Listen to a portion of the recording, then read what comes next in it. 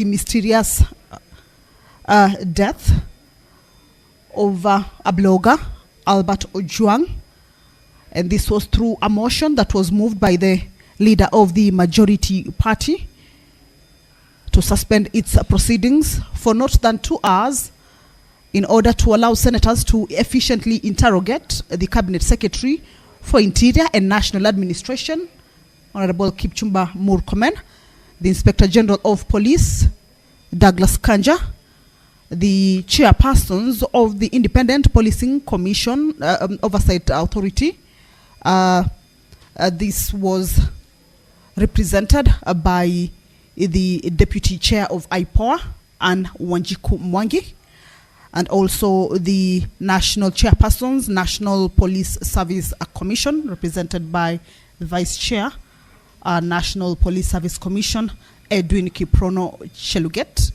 And we also saw the appearance of the Director of the Directorate of Criminal Investigation, Mohammed Amin, who this morning appeared before the Senate plenary sitting in this particular session, where the senators are interrogating the safety and well-being of arrested persons in police custody, and in particular, the circumstances surrounding the death of Albert Ojwang'. And we saw the top security officials in the country, led by the Cabinet Secretary, take oath, or the Senate administered an oath to the 5 persons who have appeared before the Senate this morning. And opening remarks were done, starting with the Cabinet Secretary and followed by the IG of Police. Then the Deputy Chair of IPOA, as well as the Vice Chairperson, National Police Service Commission, and finally the DCI office also made its opening remarks.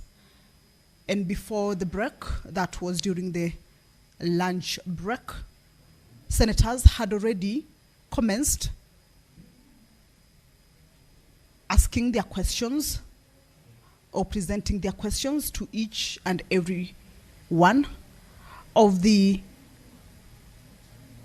officials from each office. However, taking a look at some of the opening remarks from the leadership of the security organs, the Cabinet Secretary for Interior and National Administration, Kipchumba Murkomen, had indicated that his office is barred by the Constitution from interfering with investigations, National Police Service being an independent office. However, the Speaker of the Senate, Honorable Amason Jeffa Kingi, has stepped into the chambers to preside over this afternoon sitting. Allow me to hand you over to the broadcast. Good afternoon. Na tuombe. Ewe Mwenyezi Mungu, twakusihi ututazame kwa neema nyingi na baraka, sisi watumishi wako ambao umeridhika kutuita kwa nyadhifa za uongozi katika jamhuri hii yetu. Tukuomba utuajalie tuyatende na kufikia mambo yote atakayofikishwa mbele yetu kwa njia ya haki na uaminifu, ili kustawisha amani, ufanisi na heri ya nchi yetu na wale ambao haja zao wamezikabidhi mikononi mwetu. Amen.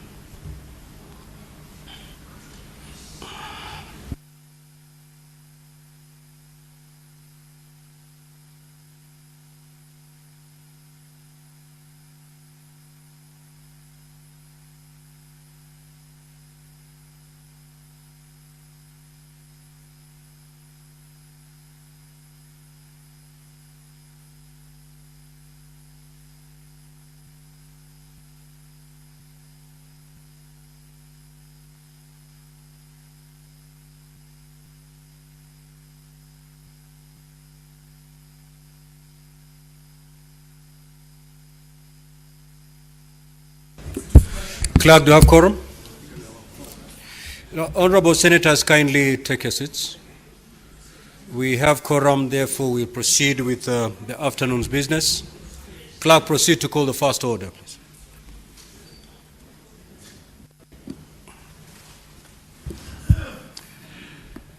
Order number 1, administration of oath. Order number 2, communication from the chair.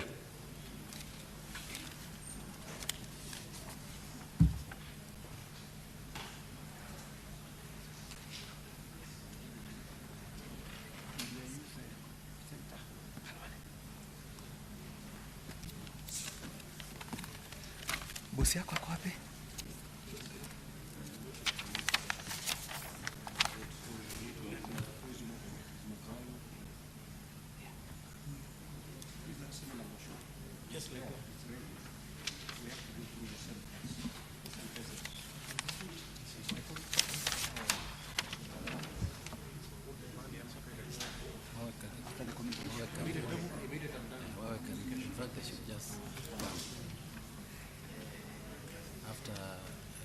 After the communication.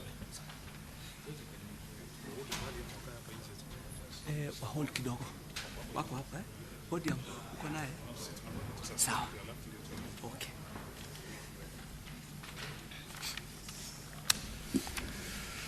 Senator Boni, take your seat.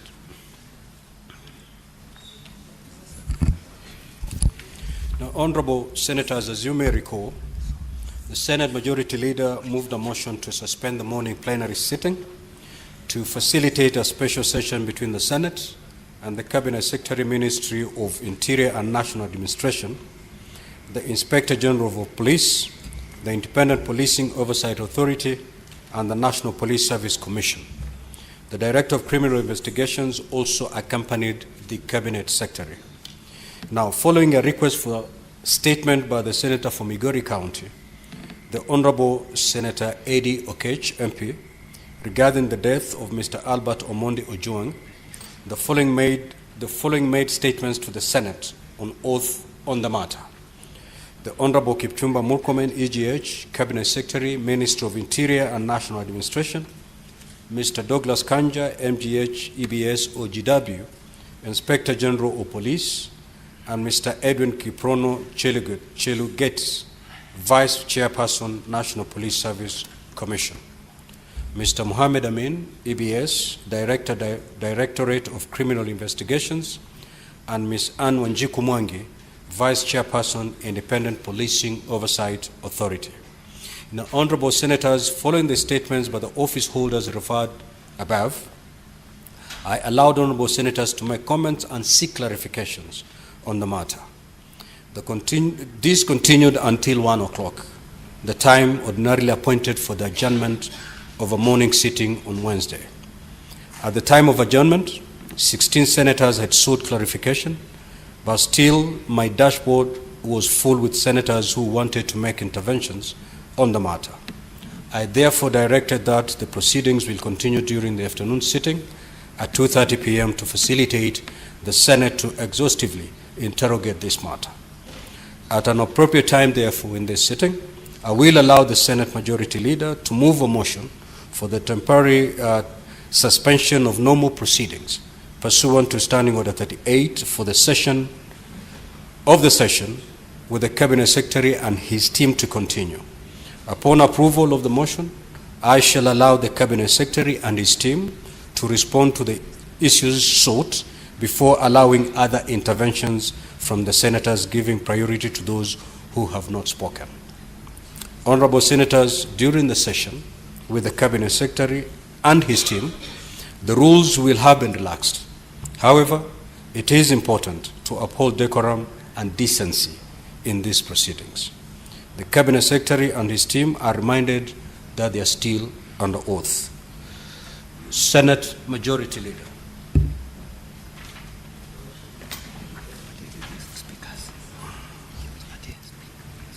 Thank you, Mr. Speaker. Mr. Speaker, pursuant to Standing Order number 38(1), I move that the Senate do suspend its proceedings in order to allow senators to efficiently interrogate the Cabinet Secretary for Interior and National Administration, the Inspector General of Police, and the chairpersons of the Independent Police Oversight Authority and that of the National Police Service Commission regarding the safety and well-being of arrested persons in Kenya while in police custody, and in particular, the circumstances surrounding the death of one Albert Omondi Ojwang'. Mr. Speaker, as the House will recall, this is a similar motion that was moved this morning, and the reasons and justifications that were advanced in the morning still stand true now. And for this reason, I don't want to go beyond this. I urge members to vote to support. This is a unique opportunity, and I want to thank the House. We've conducted ourselves very well this morning, and I want to thank the Speaker. You have presided over the proceedings as expected. I move and request the Leader of the Minority, Justice Mathayo, to second my motion. Thank you, Mr. Speaker.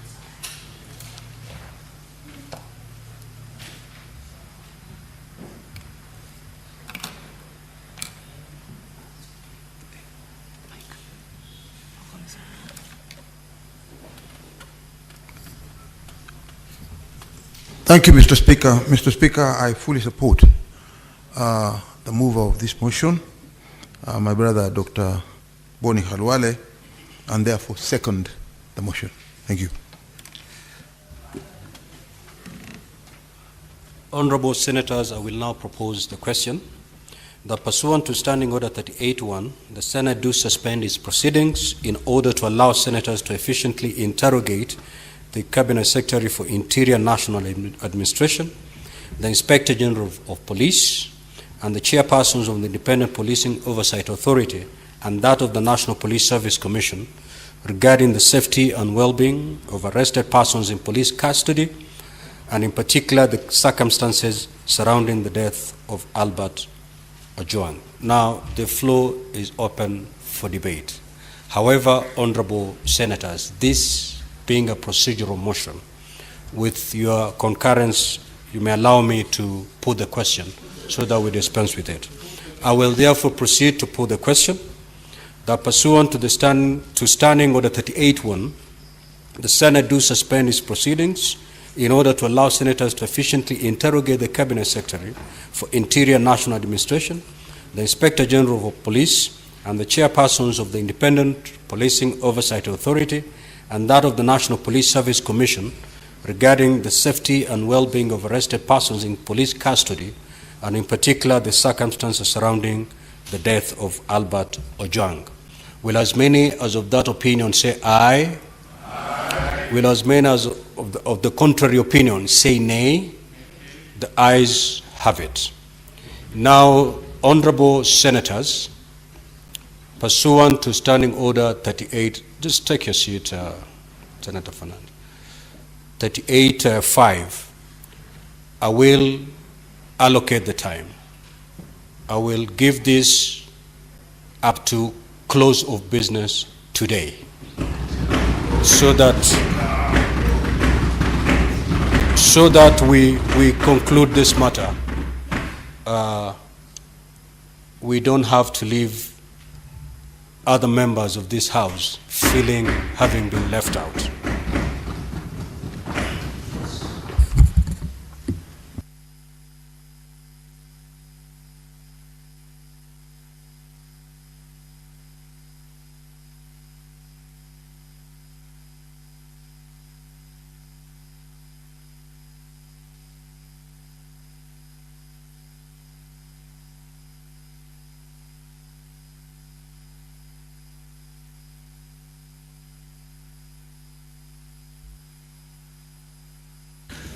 Clerk, Sergeant at Arms, kindly usher in the witnesses, please.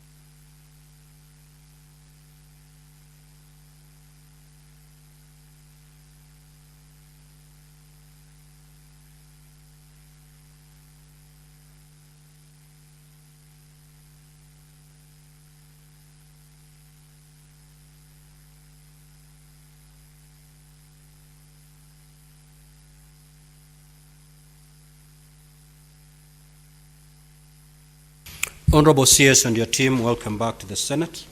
Now, Honorable Senators, just like I stated in my communication, we are going to allow the CS and his team to respond to the questions that have already been posed.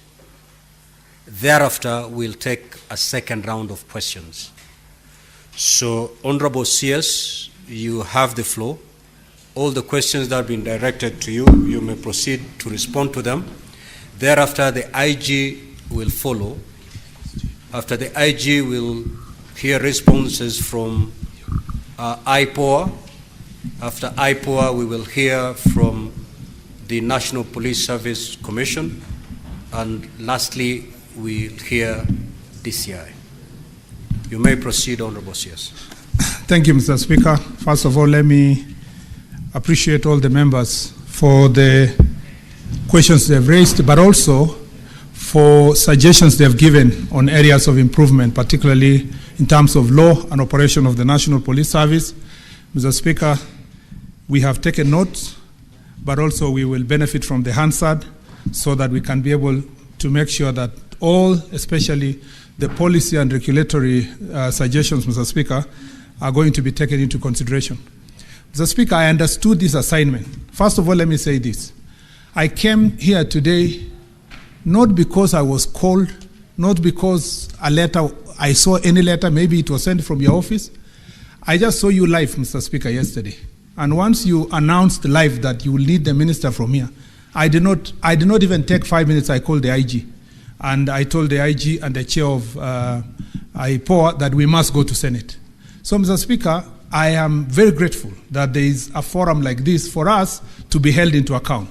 And like many colleagues have said here, that the same exercise I used to do before to hold others into account, Mr. Speaker, I must also abide by the same process to be held into account. So, Mr. Speaker, I respect the authority of this House. Mr. Speaker, I also want to correct an impression that may have been created by my statement. Remember that Senator Eddy, when he rose, he said, Mr. Speaker, he wanted the cabinet secretary to shed light on what I saw with my eyes as the possible persons culpable insofar as the murder of Mr. Albert Ojwang'S is concerned. Mr. Speaker, I must say this, that it is that led me to Article 245 of the Constitution. And Mr. Speaker, most people may have misconstrued to mean that the Cabinet Secretary does not have responsibility to oversight the National Police Service in the work they do, whether it is in excesses of police officers or in other policy issues. Mr. Speaker, that's far from the truth. I confined myself, Mr. Speaker, I zeroed in on Article 245, subsection 4, Mr. Speaker, for purpose of the investigation, specific investigation touching on this particular gentleman. Mr. Speaker, it will be a violation of our Constitution if, as a Cabinet Secretary, Mr. Speaker, I would now arrogate myself a responsibility contrary to Article 245(4) of the Constitution, where when an investigation is done, if it is suspected that a senator has committed an offense, and as a Cabinet Secretary start saying, I call the IG and tell IG, go arrest so-and-so, investigate so-and-so, charge so-and-so, it is the people of Kenya under Article 245 of the Constitution wanted to remove the possibility of any person, not just the Cabinet Secretary, a senator, a president, and any other person would direct investigations into any matter outside the authority of the National Police Service and the Inspector General himself. That is why the only exception given, Mr. Speaker, is the office of the DPP, who can give directions to the IG to carry out investigations. So I want to correct that impression.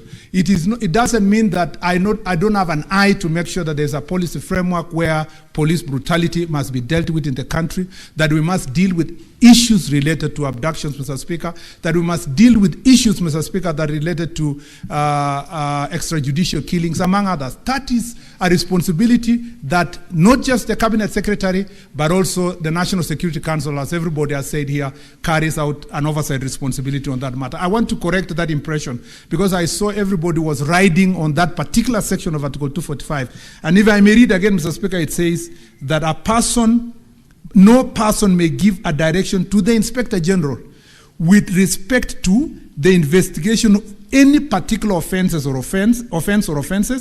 the enforcement of the law against any particular person or persons.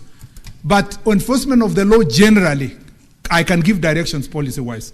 Investigations generally to acts or resurgence of certain acts or omissions, Mr. Speaker, or offenses, Mr. Speaker, I can be able to give the direction. But I cannot wake up here and say, Senator Eddie be investigated, or Senator so-and-so. That is what Kenyans were running away from. Number two, Mr. Speaker, is to say that it is also not right for me, under the same article, to give direction as to the employment, assignment. Again, the people of Kenya wanted to remove a situation where political leaders, including the cabinet secretary, Mr. Speaker, would use their position to determine whether a police officer will be transferred, will be promoted, will be fired, will be hired. Mr. Speaker, that was the intention of the people of Kenya, to insulate the National Police Service and to make sure that it's an independent institution. But that does not mean that under policy direction, we cannot tell the Inspector General that any person who is found committing an offense must be removed. That is a policy direction, but not to superintend upon the rules of the IG by picking on specific officers to say, arrest this or leave this other person.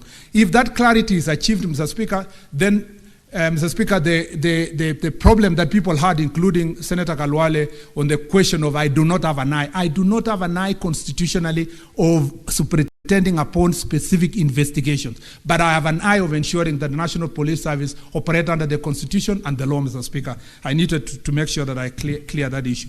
On the other issues, Mr. Speaker, I saw my friend Senator Kalwale had said, Mr. Speaker, because of that Article 245 of the Constitution, therefore, Mr. Speaker, I should abdicate my responsibility. Mr. Speaker, like has been said by many senators here, Senator Ojwang'S, Senator Kio, Mr. Speaker, on my position, and they have said what I did when I was in this house. My position has never changed, Mr. Speaker. I am, as like the Caleb in the Bible said, I am as strong as I was 5 years ago. Mr. Speaker, my position on the issues of brutality, my position, Mr. Speaker, on anything extrajudicial killings, my position, Mr. Speaker, on matters abductions remain the same position I had in this office, in this Senate. Mr. Speaker, let me say how. Mr. Speaker, when I go to office, I made sure that on the question, and you know, some people speak as though I've been in this office for 6 months. Mr. Speaker, I'm not yet even 6 months since I joined this office. But I'm glad that many people have expectation in me. I know even of a particular senator, Mr. Speaker, who never even waited for 2 months, whose natural national chorus is Murkomen must resign, Murkomen must be fired.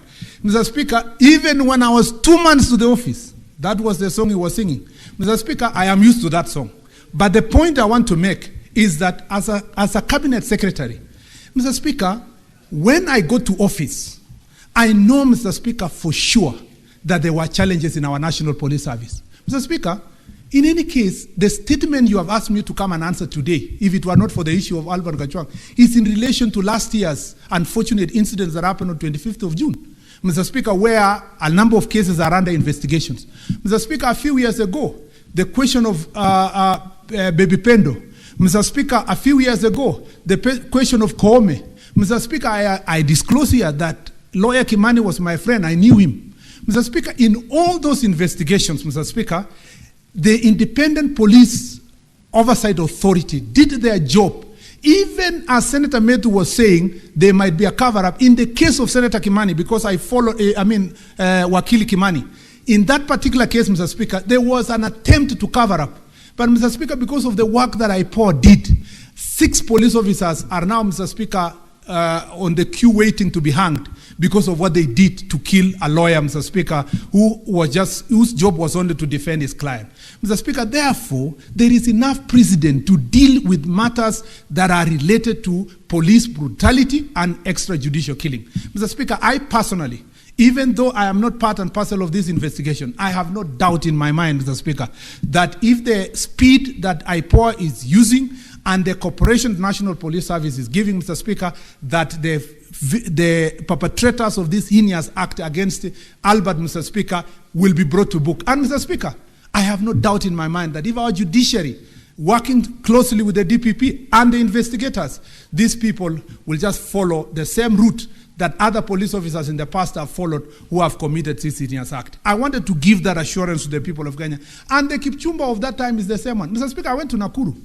Brian Odhiambo, his mother confronted me because Brian Odhiambo was kidnapped and taken to, I think it was National Park. Mr. Speaker, the investigations have stopped.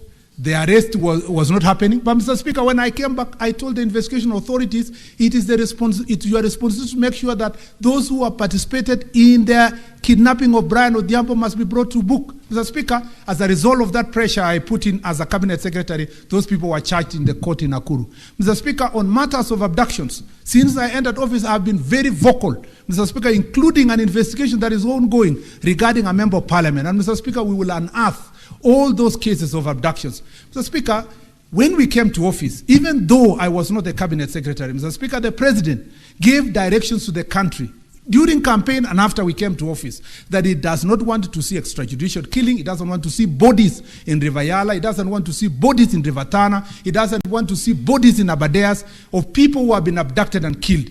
Mr. Speaker, we may not have exterminated completely these criminals who are doing these acts.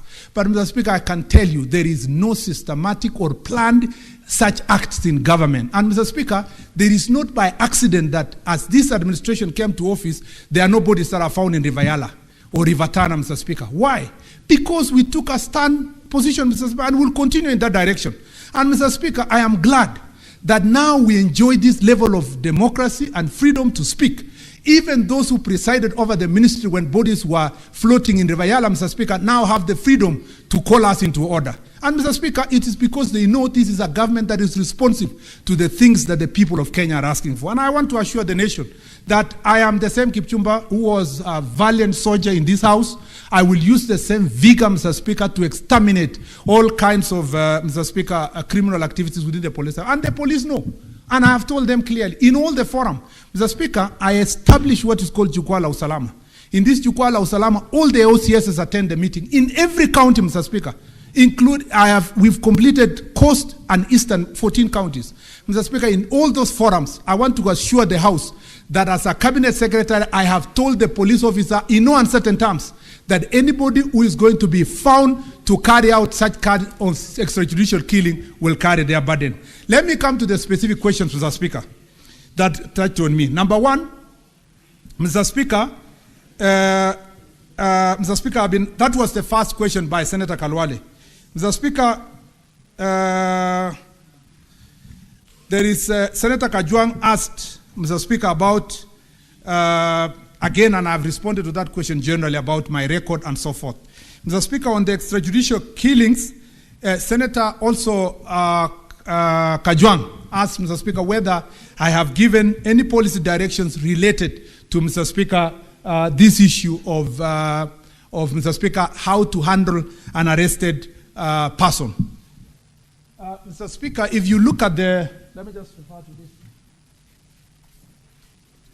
If you look at the police standing orders, Mr. Speaker, at the moment, Mr. Speaker, and I don't want to read so that I give time to everybody to respond, because it's a long list, maybe I'll table later. The police standing orders already prescribe and provide, Mr. Speaker, how to handle a police officer, including before you book in, not a police officer, a suspect. Before you book in a suspect, you must confirm that he was in good health or not, Mr. Speaker. And those regulations... Honorable Senators, he has just said he will table, but yes, he wants to pick a few statements from yes, before he does that. So, Mr. Speaker, it says that the guidelines, Mr. Speaker, require that you must determine the health and general conditions of the suspect. Every arrested person shall be granted police bond and bail at the earliest opportunity. All suspects must undergo mental and physical health screening at the time of booking.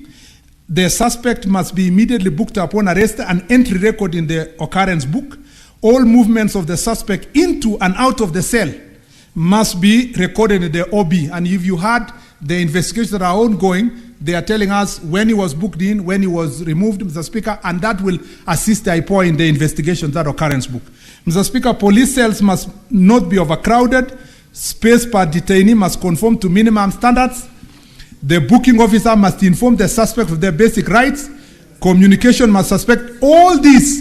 It is not the absence of the legal framework or policy directions that led to the killing of Mr. Albert Ojwang, Mr. Speaker. It is blatant disregard of the law and the Constitution. And that's why we are not coming here to give excuses that it is in the absence of a policy direction from the ministry. No, Mr. Speaker, it is just blatant disregard. If you see how that gentleman was beaten, Mr. Speaker, the person who did it is an animal. And it calls upon all of us to say that that person must face justice, and it at the shortest time possible, Mr. Speaker. And therefore, there is absolutely no reason on my side, Mr. Speaker, to try to hide anything, Mr. Speaker, because that investigations, as I said earlier, covering other previous police officers have led to them being held into account. Mr. Speaker, Senator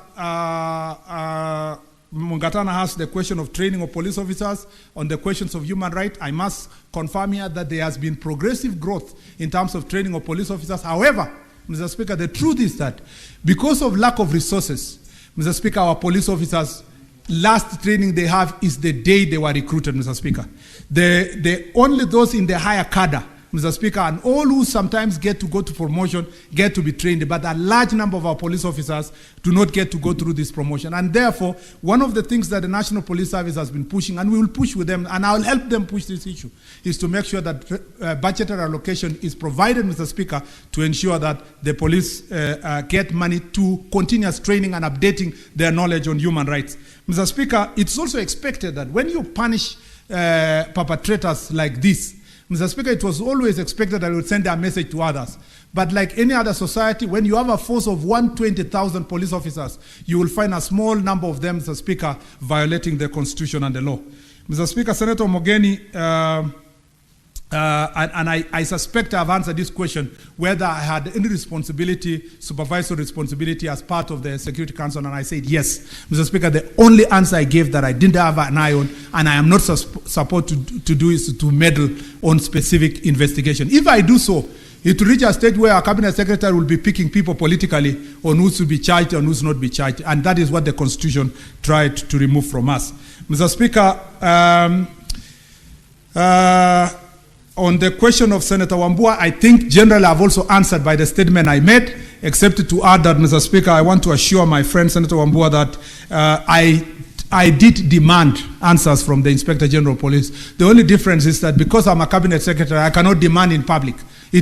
I cannot call a press conference to demand speedy investigation from the Inspector General or to request him to make sure that the people of Kenya get answers in good time. It is because we work together. I can give him a call and to tell him to speed up the process. And I think if you think that this is an issue that was reported on Sunday, and Mr. Speaker, today is Tuesday, the speed, Mr. Speaker, is commendable.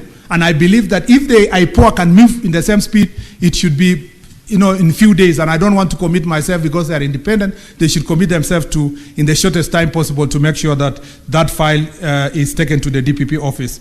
I also agree with the sentiments from Senator Veronica Maina, Mr. Speaker, on the human rights, on the reform program, that it must continue. There is a team that is currently constituted in the ministry that is working on the reform program. I have also asked a team, my own team in my own office, to look at all the legislation on issues of abductions and extrajudicial killing, if there are also areas that we need to close the gap to make sure that at least internally from our police force, there is no possibility of any person involving themselves in that issue.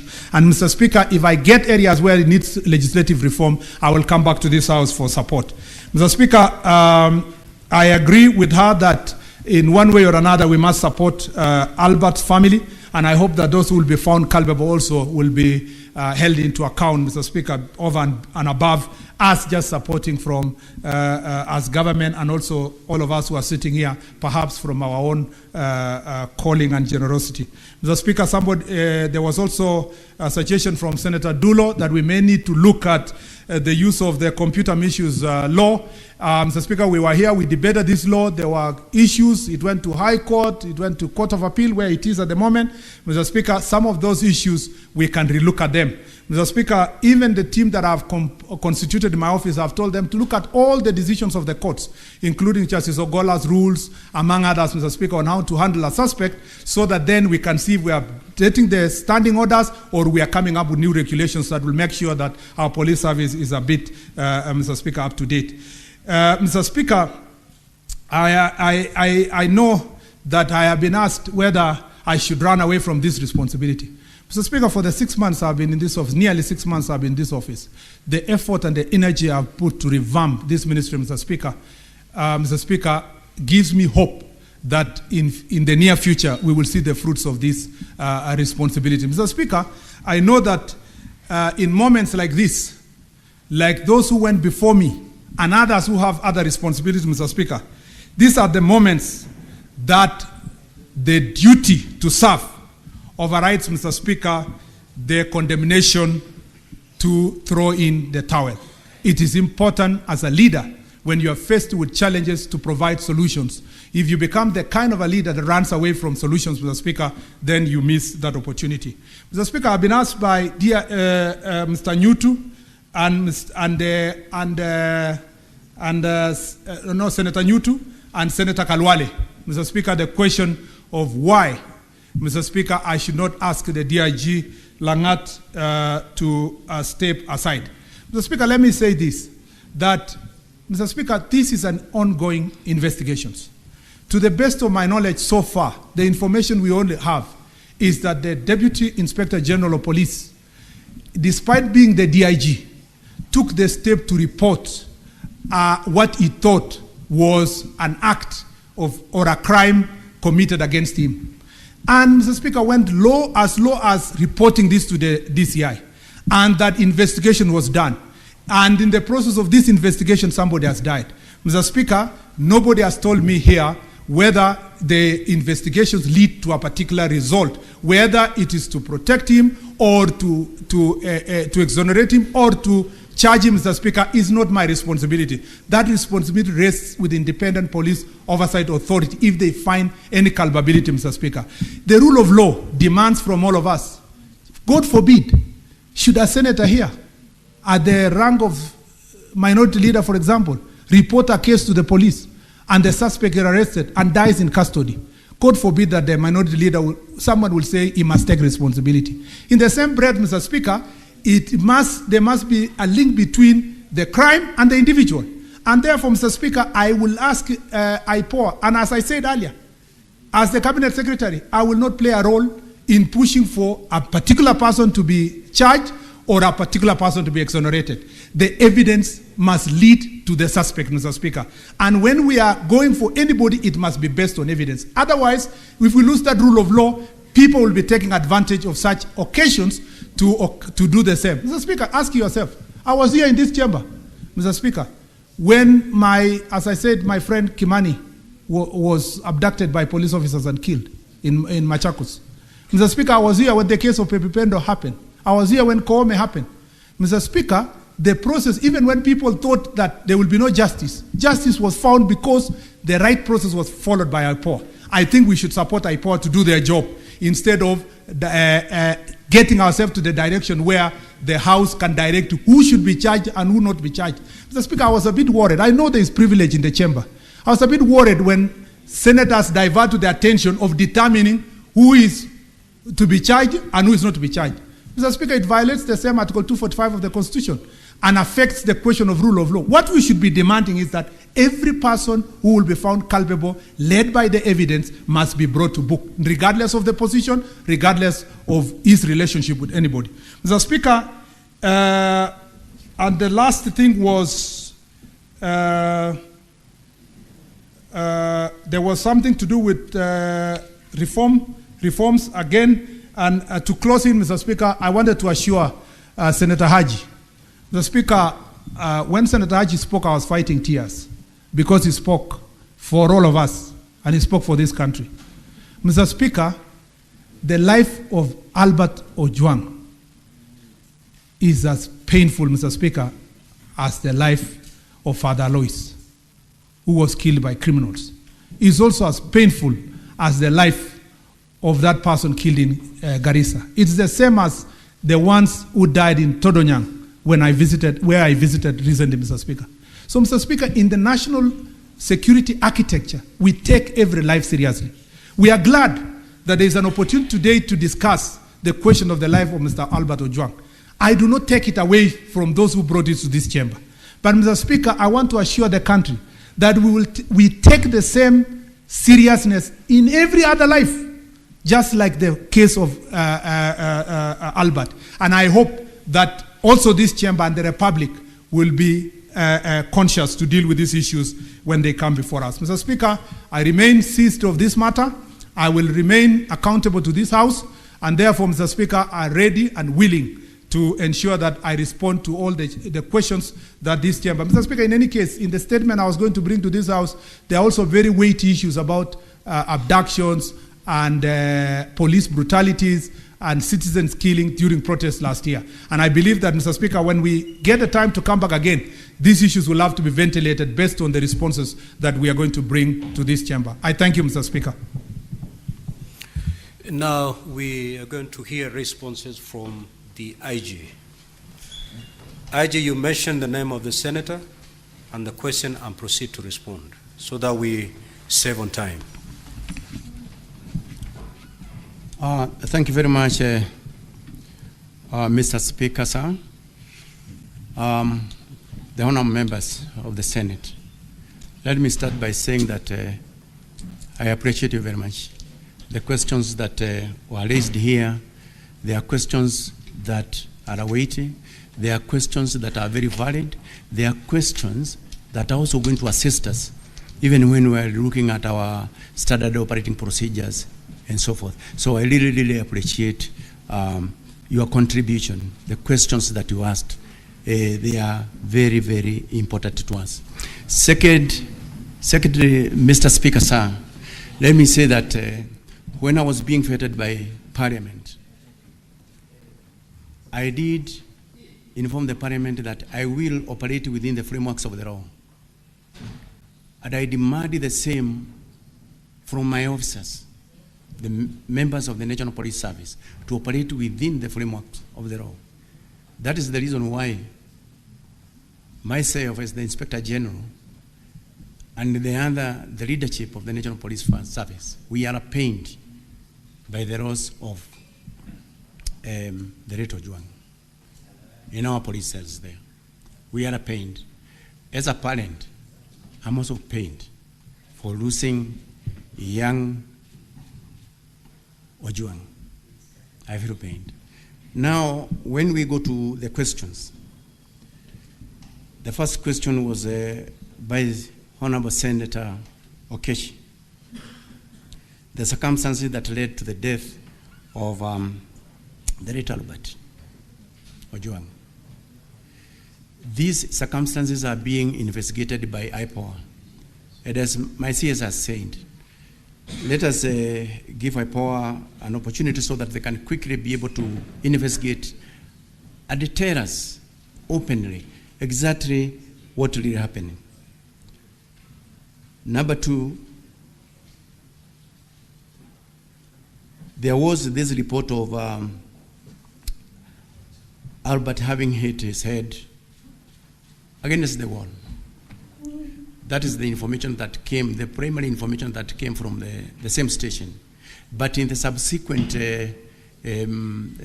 press briefing that I did, that was rectified, and in fact, we can even be able to see it very, very clearly by the results of the investigations. There was this question that was asked by Honorable Senator Medho.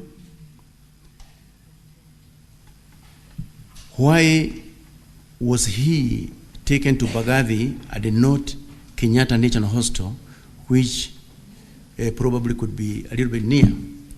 Let me say this. Both of them are government hospitals, both Kenyatta and Bagathi Hospital. Maybe for the officers who are taking him to hospital, they made a decision to take him to Bagathi, but both of them are government hospitals. And we believe that they have got what it takes to treat a sick person. Then there is also this question of the interdiction of the officers. Why is it that the Inspector General did interdict the officers immediately?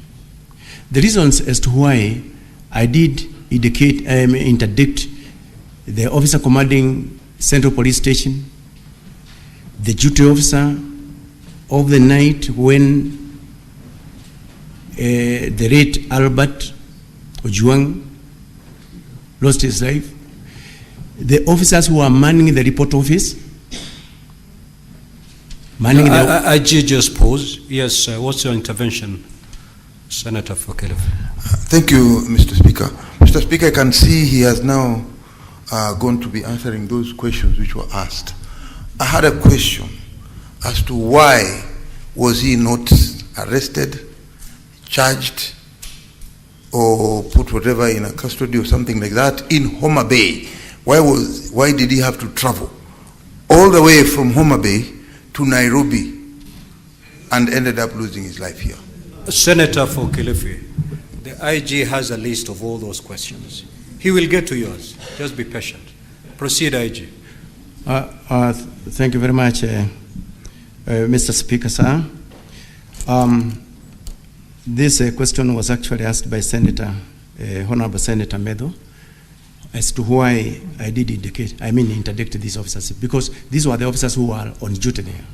And we wanted to ensure that once the IPOA takes over, the investigations are smooth and there is no one who is going to interfere with those investigations. That's why we wanted them to step aside and allow free investigation, because we wanted expeditious investigations to be carried out. We want to know who is this or who are these who committed that heinous crime. And we want to know it as quickly as possible. There was the question from for Boni Harwere. That one has been answered by my CS.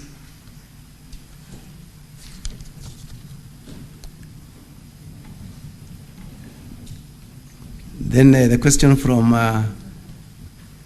Honorable Senator Manzayo, why Albert Ojwang was arrested in Homa Bay and why he had to be transported up to Nairobi. This question, the DCI is going to answer it very, very, very, very clearly as to the reasons why he was transported from Homa Bay up to Nairobi. But basically, it is because in Nairobi, that is where the offense was actually committed. But DCI is going to give more details on that. Why the CCTVs were again interfered with? That is another question that was also asked by Senator Masayo. The Independent Police Oversight Authority is investigating the entire scene of crime. And they are going to tell us exactly what happened with the CCTVs. And if there is anyone who was involved in that, then punishment must be meted to an officer of that nature. So the same case applies to the question, who are these police officers who committed the crime of murder to the late Albert Ojwang? Again, we are waiting for answers from IPOA, who are right now investigating the same. And we are looking forward to the resolution of that issue soonest possible, because it's something that have actually captured the entire country into what happened on that date. The question from Honorable Senator Kajwang.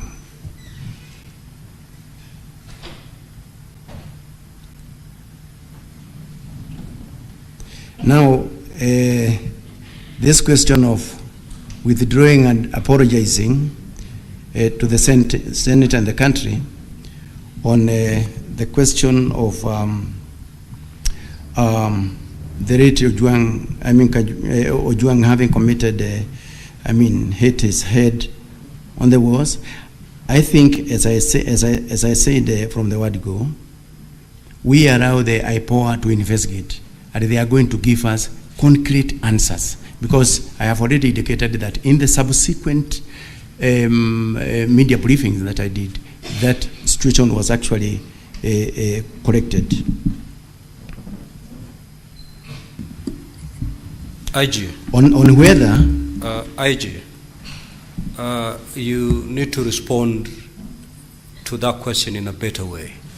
This was the question by Senator Ojwang', that through your official communication, the first information you put out there to the public was that the young man had hit his head against the wall and therefore died. Later on, after the autopsy was carried out, it was found to be totally different. The question that the senator then rose to ask was, would you, having put that communication to the public that the young man hit his head on the wall and died, would you withdraw that particular communication and proceed to apologize to the nation? That was the question the Honorable Senator asked. If you're unable to do that, you can also, that's also an answer. Thank you very much, Mr. Speaker. On that question, let me say this. Number one, if in the ongoing investigations by the IPOA investigators, we get to know the truth, the officers who issued the initial report that we relied upon, then they will have to face disciplinary proceedings as provided for by the regulations by providing incorrect information. So we are awaiting the outcome of the investigations of IPOA in that. IG, we've had the benefit of hearing the representative of IPOA in the morning, and they were very categorical on what caused the death of this young man. What more do you want to hear? Mr. Speaker, sir, from what we have heard here from the IPOA, although we have not yet gotten that report, we will proceed on and take appropriate measures on the officer who gave the primary report on that material day. We have taken note. IG, proceed.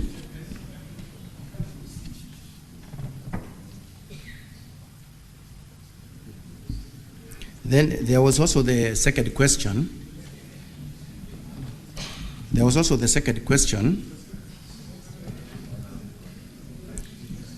Honorable Senators, I think we are doing pretty well now. We are doing very well. What is your intervention, Honorable Mungatana? Now, IG, the reason why you are attracting a lot of intervention is because you do not want to open up and just tell the senators exactly what happened. We are here to hear the truth.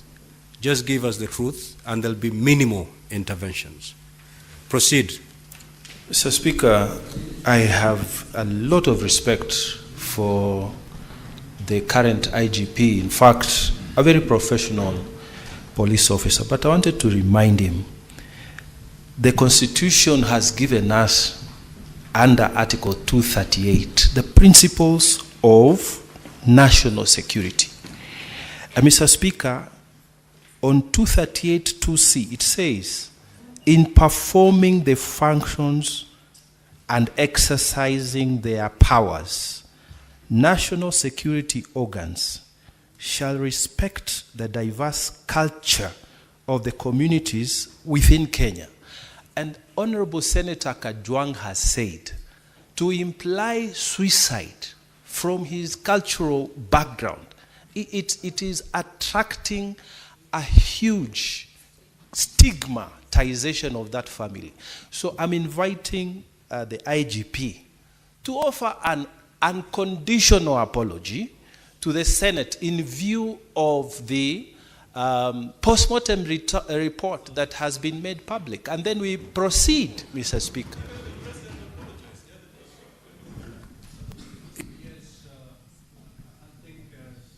Mungatana is clear. IG.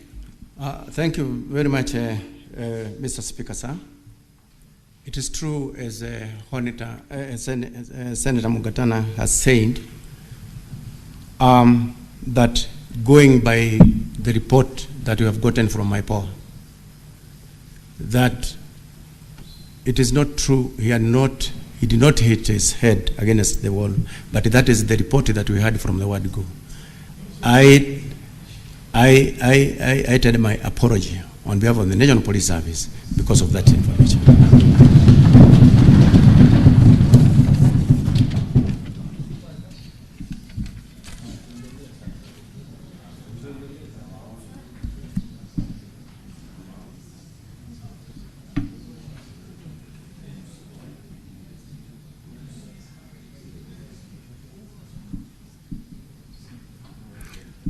So there was also the question of how the police are trained. That question was clearly answered by my CS. He also did mention that FADS is also another constraint that has been delivering the National Police Service to enable us to train everybody within the service. Then there was also the question of how many were in the cell. There was also the question of how many were in the cell where Albert was held. Again, Mr. Speaker,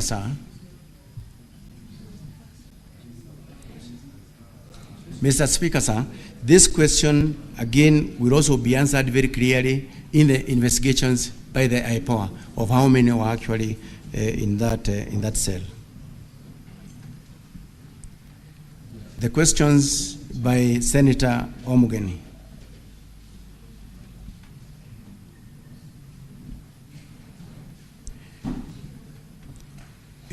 As I have indicated, I myself am a parent. My other senior level commanders, they are all parents. By losing Ojwang', it pains me, it pains them. It is not right to lose them in a police cell. Now, when he arrived, or when he was brought in from Homa Bay, he was given an opportunity to call his family back home. As I did indicate from my statement that I was providing, where he did indicate to his wife that they had reached Central Police Station safely and he was safe. So that one confirms that when he reached Central Police Station, he was all right. By his own statement to his own family, that he was fine.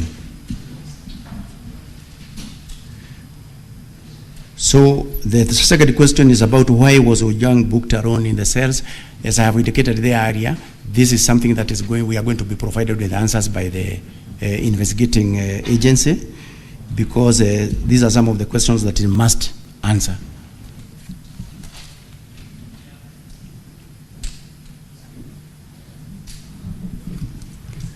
The questions that were raised by Honorable Senator Wabua. IG, you 2 minutes ago you're doing fairly well, but I can see there's a relapse. The question was, why was this young man booked alone in a cell? And your response, if I got you correctly, is that matter is under investigation. Yes. Really, is that your response? Yes. The matter is to establish the correct position. Senator Ojwang'.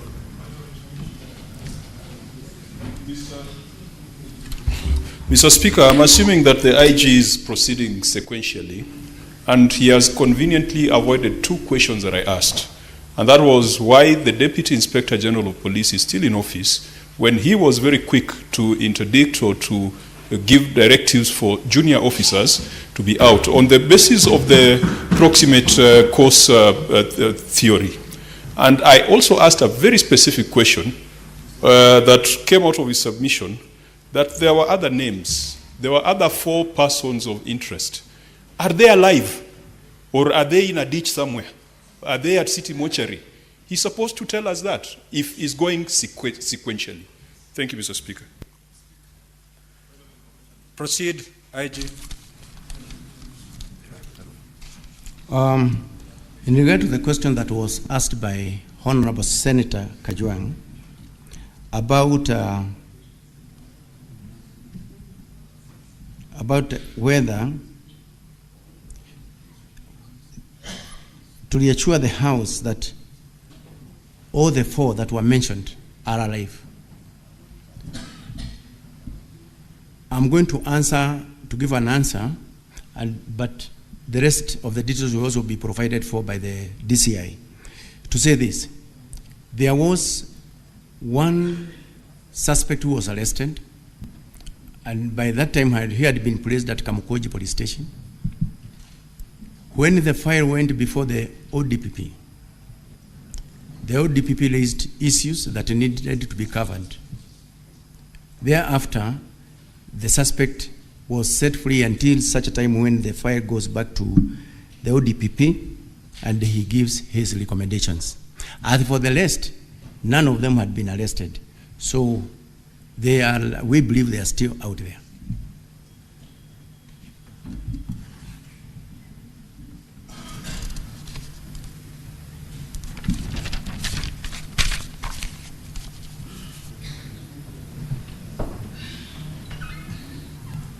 About why the DIG is still in the office, the reason why I did not go back to that question, it is because the CS had given actually an answer on the same.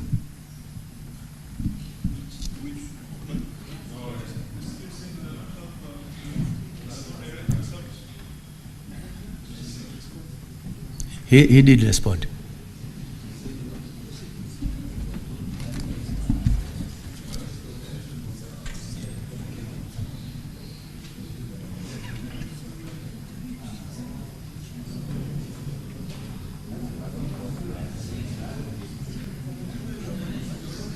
Yes, proceed, IG. Proceed. We need to save on time. Thank you very much, Mr. Speaker. So that question of why Ojwang' was booked alone in the cells, as I have answered right now. We are saying. Honorable Senators, the IG has responded to that question. His answer may not be satisfactory, but it's an answer. That is what he replied. Proceed. Thank you, Mr. Speaker, sir. The questions that were raised by Honorable Senator Wabua. He first of all registered displeasure of the absence of the chair IPOA. I think that one was recorded. The questions that were directed to the IG is when at the Central Police Station,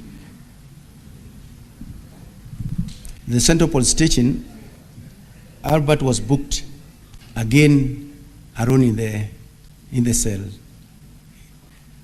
And I have answered that question there before. I have answered the question. IG, can you repeat your response to that question so that it's clear? My response to that question, I have indicated that why he was booked in that cell alone, it is something that we need the investigating team to also let us know, because there are a number of cells that are at the Central Police Station. And now, at that particular time, I don't have the figures of those who are actually under the custody of those cells. But in the investigation, in the course of the investigations, we are going to get out the answers very, very clearly, Honorable Speaker.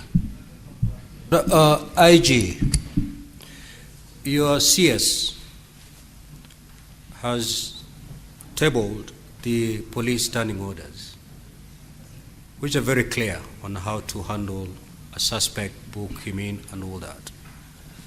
Under what circumstances, and that is what the senators would wish to know, under what circumstances can a suspect be put in a solitary confinement? And did this young man fit the description so as to be put in a solitary confinement? Honorable Speaker, once again, thank you very much.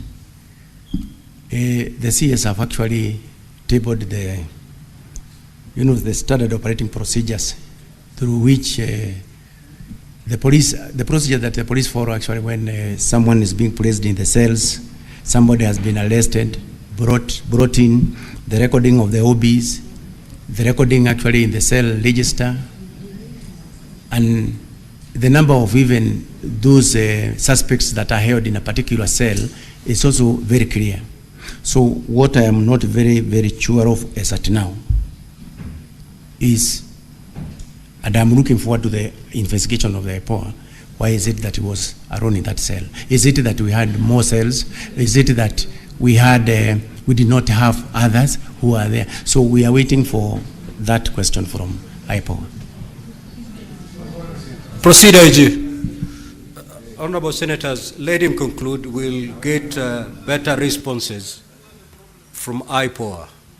But before you proceed, IG, what's your intervention, Senator Undergo?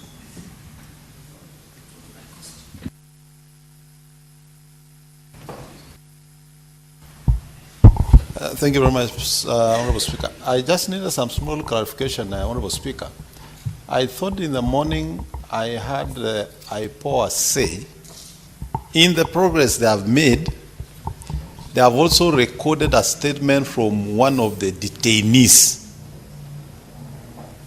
And maybe the clarification is, was that detainee in the same cell with Ojwang?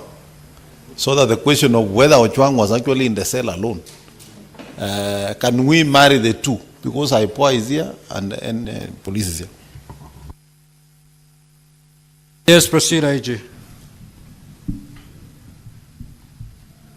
Then there was also this question, again from Honorable Senator Wabua, which he asked, how did the OCS confirm Albert Ojwang was fine when he was booked in? So again, that question goes back to the earlier question that I had answered, that when he reached the police station, when he was brought in at the Central Police Station, he was given an opportunity to talk to his spouse, where he did confirm that they had arrived safely and he is fine. And that record is actually in the occurrence book. And it was done by those officers who are at the report office at the Central Police Station. So that is actually the confirmation that he was fine when he reached the police station.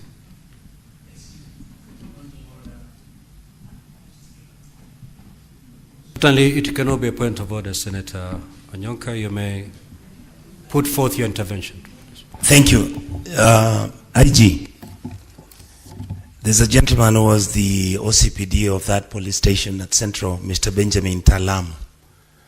Are you aware that he refused to book Mr. Ojwang when he was brought in, and that is why he was taken to the hospital? And in today's newspaper, he said he refused to accept him because the condition in which he was in, he would not have been accepted into the cells according to his training. Mr. Speaker, sir, according to the information that I have, the late Albert Ojwang was booked in at the police station, Central Police Station, at 9:35 hours in the evening, and placed in the cells. Then the OCS, who is responsible for that station, was informed of the same. So the other one from the Honorable Senator, that one I'm not aware.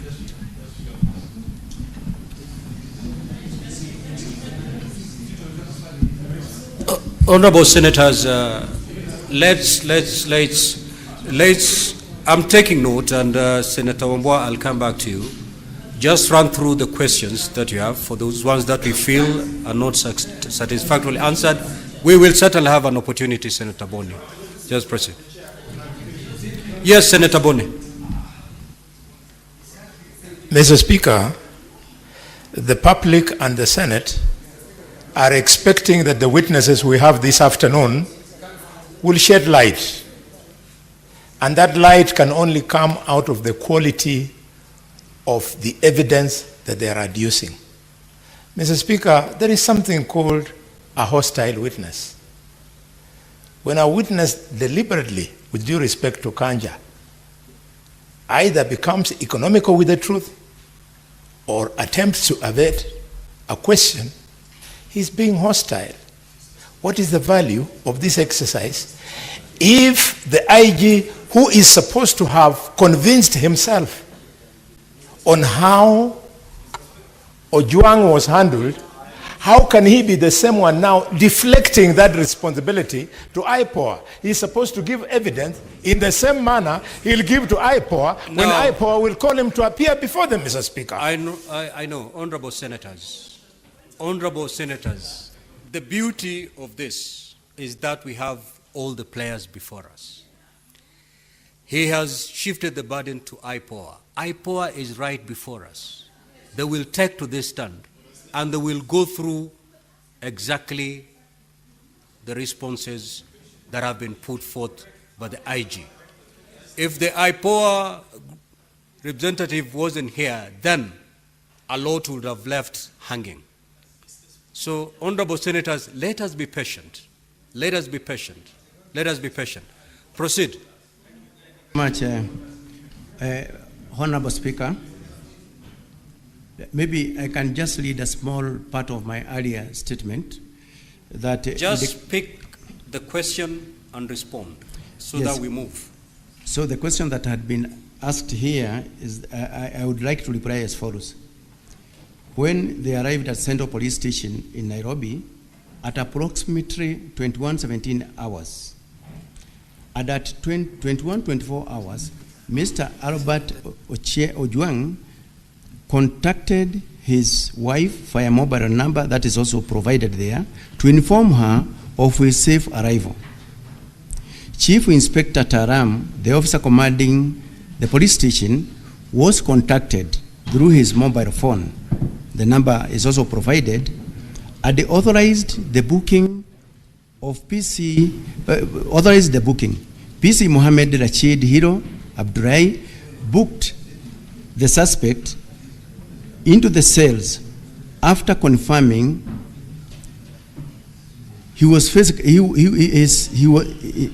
his normal physical and mental state was okay. Filed OB number 136/07/06/2025, which was done at 21:35 hours.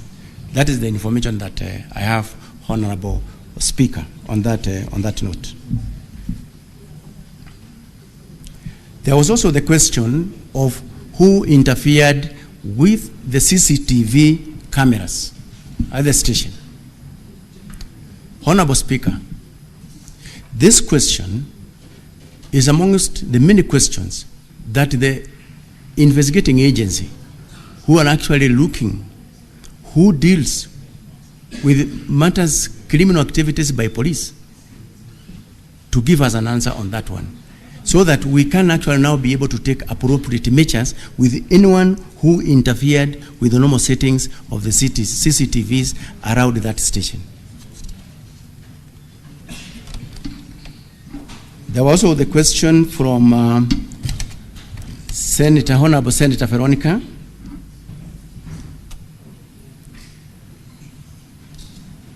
The first question was, who deleted the Albert X account? Again, this question is going to be answered very clearly by the DCI. Who interfered with the CCTV cameras? And whether there is a backup of the same. So on the CCTV cameras, Honorable Speaker, is as I've indicated that we are waiting for the investigations to let us know who is it that actually did that kind of interference.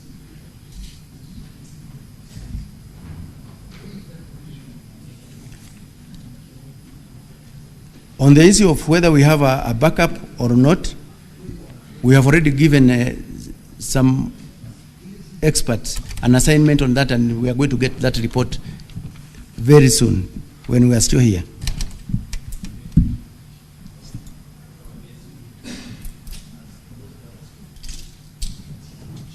And then the last one is that question of all police officers must at all times ensure that the rights of the suspects are respected.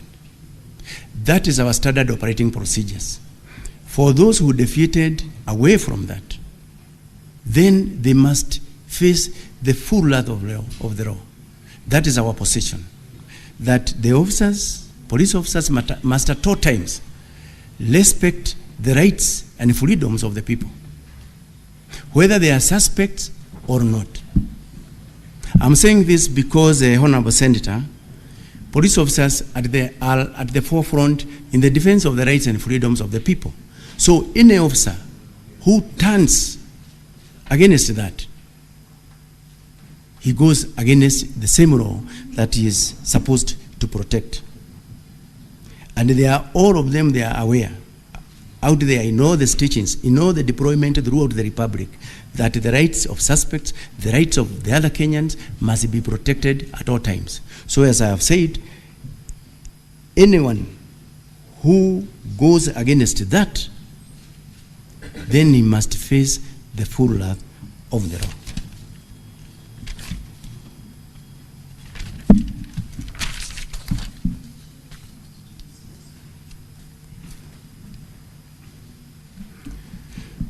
The questions from Honorable Senator Duro.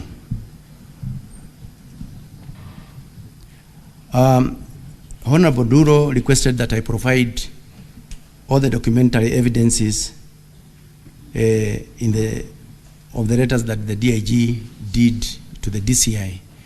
We have them, and I want to promise that by tomorrow, when we are attending the Committee of Senate, we will be having those documents with us.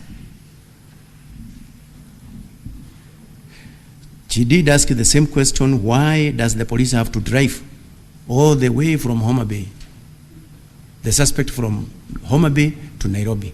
That is, as I have answered there earlier, and the DCI is also going to give additional details on the same.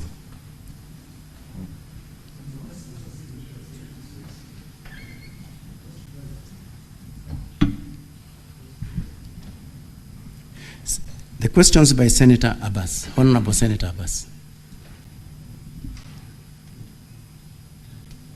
Again, he was actually asking the same question, that there are several police stations along the line that the suspects was, driven from Homa Bay to Nairobi. There are many police stations along the line. So the question is, why is it that he could not be placed in any of these police stations along that transport corridor? My answer is, as earlier stated, that number one, the offense was committed in Nairobi, and that is actually the area of jurisdiction. That is basically the reason why the suspect was actually brought to Nairobi.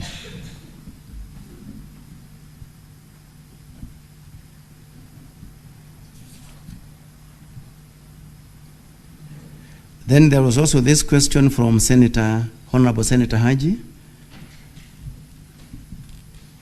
where he asked, why is it that the investigations could not be conducted elsewhere where the suspect was arrested?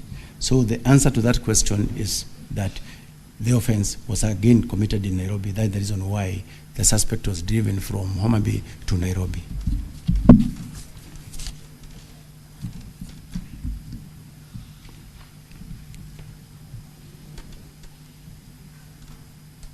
The last bit where Honorable Senator Nyuto, he asked why is it that the investigations have been done so fast? So again, he wanted to know who actually killed the late Albert Ojwang. As I had answered there earlier, Honorable Senator, I'm eagerly waiting to know amongst those officers who are on duty or any other officer who are involved in that transaction, who is it that did, or who is it, or who are they that are involved in the cold-blooded murder of Albert Ojwang.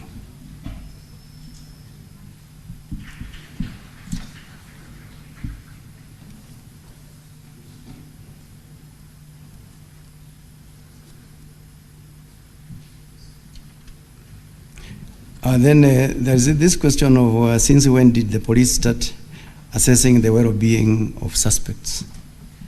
That question, if you look at our occurrence book, it has got several columns. And in one of the columns, there is the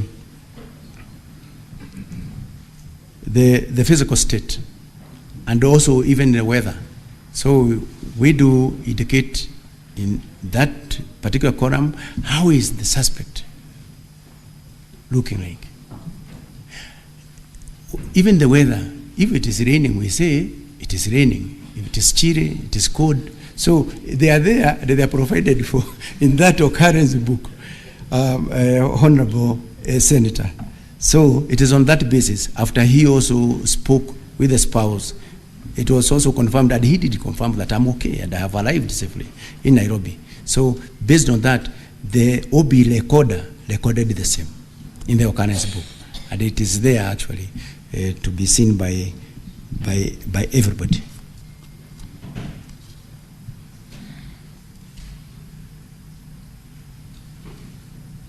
The last question from Honorable Senator Nyuto was again, why was Ojwang transported all the way from Homa Bay to Nairobi?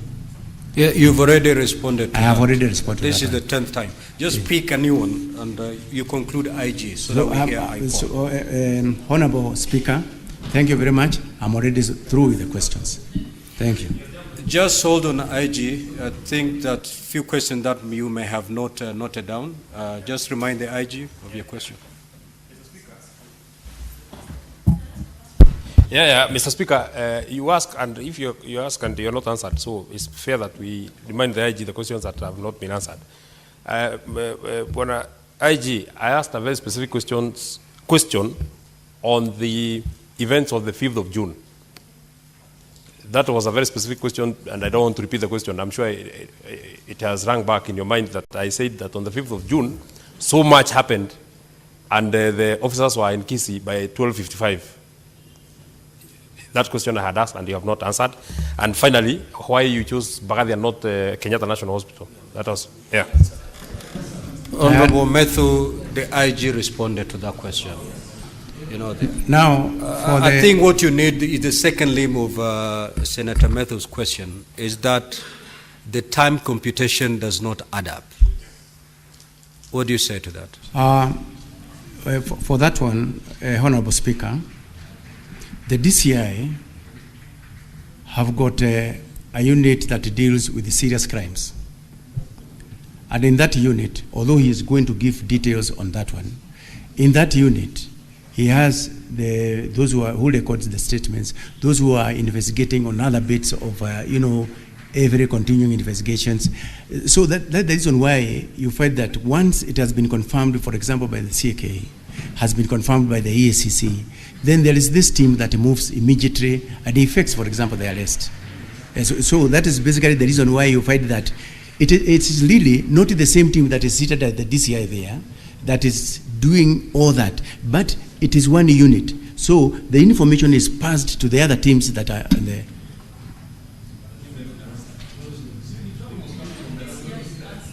Honorable Methu, I think he has passed the buck to IPOA and DCI.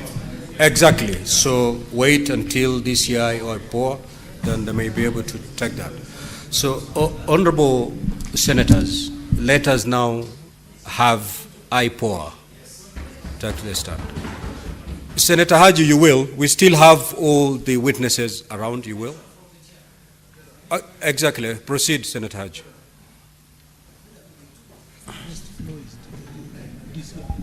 Thank you, Honorable Speaker. Honorable Speaker, this is an unusual sitting. It is sort of like a special sitting, an extraordinary sitting. The rules are not very clear, Mr. Speaker, and I would really wish that you would make a ruling so that we can proceed with speed and conclude in time. Mr. Speaker, if you allow everybody to ask a supplementary question, we will be here for a very long time. And we are not here, Mr. Speaker, as far as my understanding, to cross-examine the individuals that are here appearing here today. If we were informed that that is the case, then we would have been here very well prepared to cross-examine every answer that is submitted to this House. So, Mr. Speaker, and also not to forget that this matter has also been referred to the committee. I don't know what you expect the committee to do, what work to do, if we are going to handle everything here today. And we don't have the time. So, Mr. Speaker, I indulge that you make a ruling so that we can move with speed and give opportunities to the senators who have not spoken today to also ask questions to the individuals that are here. Thank you, Mr. Speaker. Now, honorable senators, I was very clear on the procedure to adopt going forward. And I said we're going to hear all the witnesses. Thereafter, I was going to allow senators to ask for clarifications or ask questions. We did the first round before we adjourned for lunch. When I came back, the way forward I had communicated was, before we take the second round of senators, we allowed the witnesses to respond to the questions or clarification sought that were directed to them. Once we are done with that, we will take the second round of senators. Now, the problem is there are some questions that honorable senators have posed that have not found satisfactory answers. That those questions that honorable senators have posed, whom the IG has referred to IPOA. We are not here to cross-examine anybody. We are simply asking questions and clarifications from the witnesses that are here. So, honorable senators, I would urge us to do this. We step down the IG. A lot of his responses were actually shoved towards either IPOA or DCI. Allow the DCI. Allow the DCI because the IPOA will combine DCI and IG. So let us allow DCI to take the stand. Now, honorable senators, for us to make progress, let us minimize the interventions. Yeah, okay?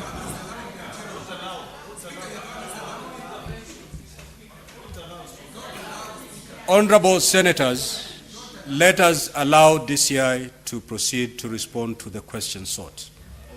And as the DCI does that, please let us not have any interventions. so that we make progress. Proceed, DCI. Yeah, thank you very much, Honorable Senator and Honorable Speaker. And I would like also to appreciate Honorable Speaker and the members for giving me this opportunity to respond to some of the issues raised on the floor, Honorable Speaker. Honorable Speaker, an Honorable Senator has actually appealed to my religious faith. And I would like to categorically confirm that I fully understand the religious implications of swearing by the Holy Quran. I cannot please a human being so as to displease my Creator. So mine is to reaffirm that whatever I've said before the Senate and whatever I'm going to say shall be the truth and the whole truth, Honorable Speaker. Honorable Speaker, some of the issues that I'll be addressing to have been raised. It is cross-cutting. So I may not be able to attribute the questions to a particular senator. I wish to confirm that it is true that just like any other citizen, the DIG KPS, Mr. Lagat, filed his complaint with the DCI in view of the very, very serious allegations touching on the integrity both on the office and on the person of the DIG KPS. And with those very, very serious allegations, his only recourse, Honorable Speaker, was to report the matter to the DCI, which is the investigative agency of the National Police Service, so as to investigate those allegations to its logical conclusion. There was nothing extraordinary with that report. Honorable Speaker, we have in the past received and investigated similar complaints from senior government officials, senators, members of parliament, and the investigative process has always remained the same. We receive the report, we investigate with a view to identify the culprits, and we take appropriate action. So the complaint by the DIG KPS, Mr. Lagat, was subjected to the same due process, Honorable Speaker, and there wasn't any preferential treatment as such. So I wish to confirm to this august House that throughout the subsistence of our investigations, the DIG KPS never interfered with the investigations whatsoever. Relating to the complaint letter and the statement, just like the IG has said, we are ready and willing to avail the same before this august House. The question on why the deceased, may his soul rest in peace, was transferred from Homa Bay to Nairobi. Honorable Speaker, the CPC Section 71, Cap 75, is very, very clear on the places of trial and jurisdictions. Ordinary places of trial for an offense is determined where the crime was committed. Our courts also do have jurisdictions, save for those courts that do have or enjoy inherent jurisdictions. For this particular matter, Your Honorable Speaker, the offense we believe was committed in Nairobi, but the arrest was done in Homa Bay County, and that's why the deceased had to be driven all the way from Homa Bay to Nairobi. You may also wish to note that offenses of cybercrime, Honorable Speaker, have a national jurisdiction, as there's no way of justifying the place it has been perpetrated. It is an offense that can be committed even when somebody is on a journey. So it has a national jurisdiction. Senator Kalwale alluded to the fact that we did not have a court order. And I would like to state very clearly, Honorable Speaker, that we do not require a court order to move a suspect from one police jurisdiction to another police jurisdiction. We don't require a court order. For this, for the deceased, he was booked at Mawega Police Station, that is Homa Bay, and booked out at 16:00 hours. And he was booked at Central Police Station 21:32 hours. There was an allegation that why we could not provide the CCTVs at the DCI offices in Mawega. I wish to confirm that we don't have a DCI offices in Mawega. It is a recently elevated police station from a police post, and we don't have the presence of a CCTV there. I further wish to confirm, Honorable Speaker, that the deceased was treated with utmost humility throughout the journey, all the way from Homa Bay to Nairobi, by the arresting officers. Indeed, while at Narok, he asked for refreshments, and he was given some refreshments by the arresting officers. Like I said, Honorable Speaker, he was booked at Central Police Station at 21:32. At 21:24, the deceased was given an opportunity while at Central Police Station to talk to his wife. One Nefnin Apondi, on cell phone number 075808161, registered under one George Onyango, who apparently was the father.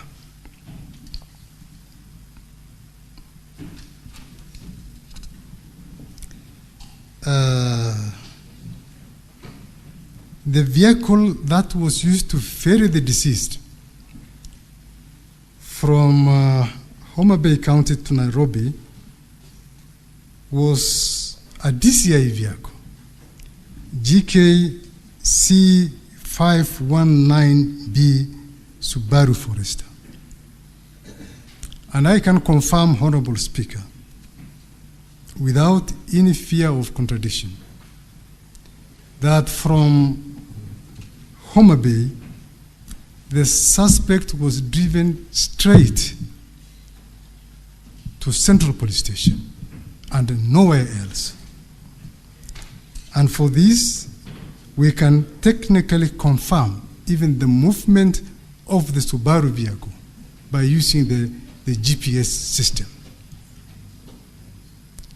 Some members were alluding to the fact that maybe the suspect was taken to DCI headquarters, and nothing can be far from the truth. From Homa Bay, he was taken straight to Central Police Station, where he was booked in the cells. And the actual booking, the digital booking, was done by the report office personnel that via OB 136 7/6/2025 at 21:32, and it says that the suspect was placed in cells while appearing normal. And that was captured digitally. So there's no room for human manipulation. It has further been confirmed that before the booking, the report office personnel called the OCS. And it's unfortunate it is being said that Talam, Honorable Chair, Honorable Speaker, is the OCS and not the OSPD. That he declined to book the suspect. Talam is the officer commanding Central Police Station. And from the totality of things, he should be treated as a prime suspect in the matter.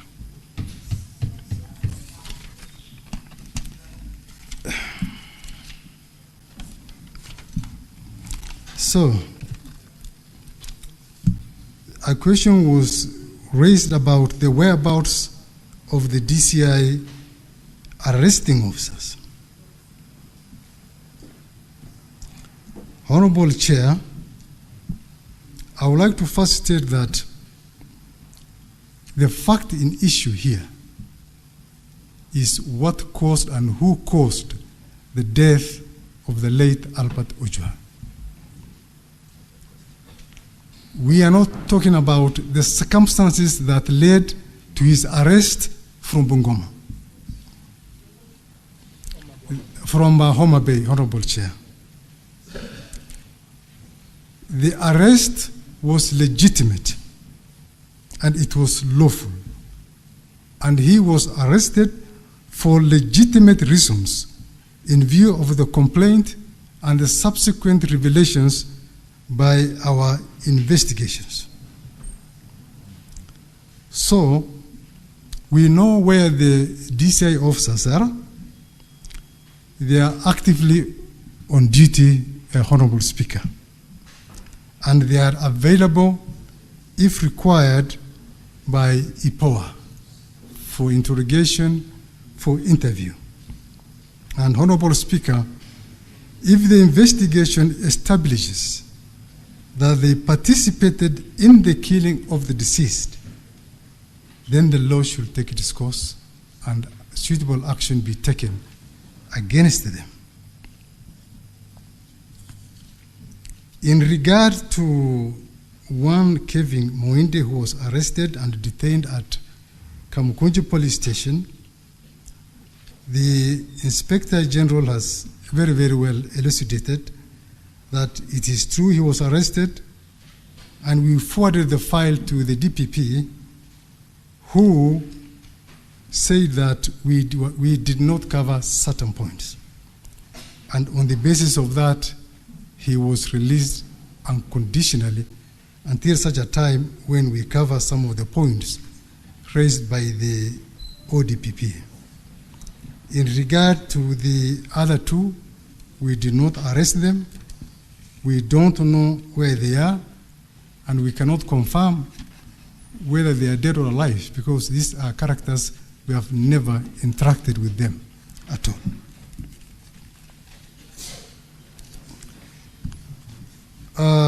Honorable Speaker, it is true that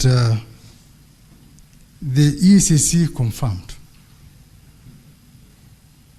the same day that our officers were in Homa Bay. When we are conducting investigations, Honorable Speaker, we task this division of labor. We give the teams specific tasks. We have the action teams. We have the teams that do the interviews, the interrogations, the writing of the correspondences, the compilation of the file. So it is not the same team that collected the correspondence from ACC, the same team that arrested the suspect from Homa Bay. And then finally, there was the aspect of the who deleted the social media account. Honorable Speaker, this issue came after the fact of the murder. And we got this in the social media. And I believe in their investigations, because we are not the ones having the conduct of the investigations. This should be an area that should interest the EPOA team to find out, besides other issues, who actually deleted the social media account and why and when. I think those are issues that can be sufficiently addressed by the EPOA investigations. Otherwise, Honorable Speaker, I want to rest my submission there unless there's any other question. Thank you very much. Thank you, IG. Just before you take your seat, the question as to why the young man was arrested in Homa Bay, not charged in Homa Bay, but transferred all the way to Nairobi, was asked to the IG. His response was that the crime was committed in Nairobi. That was the response of the IG. Some questions was directed to you, DCI, and this was your response, that the crime under the Cyber Crime Act is a crime of a national jurisdiction, meaning it can be tried anywhere. If indeed that is the case, having arrested this young man in Homa Bay with a crime of national jurisdiction, why was he brought to Nairobi?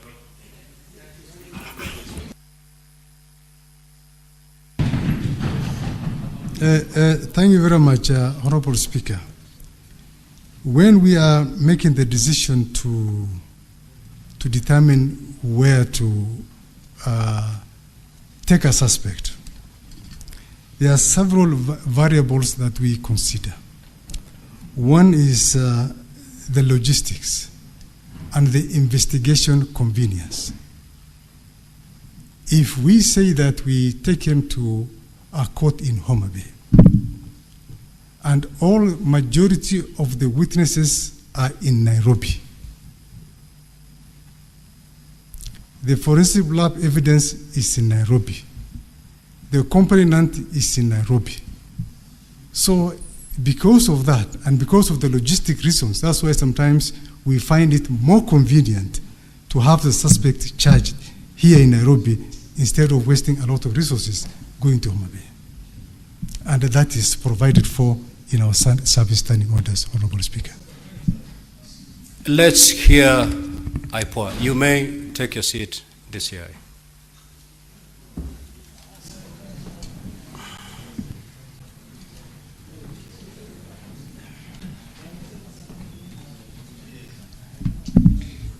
Thank you, Honorable Chair.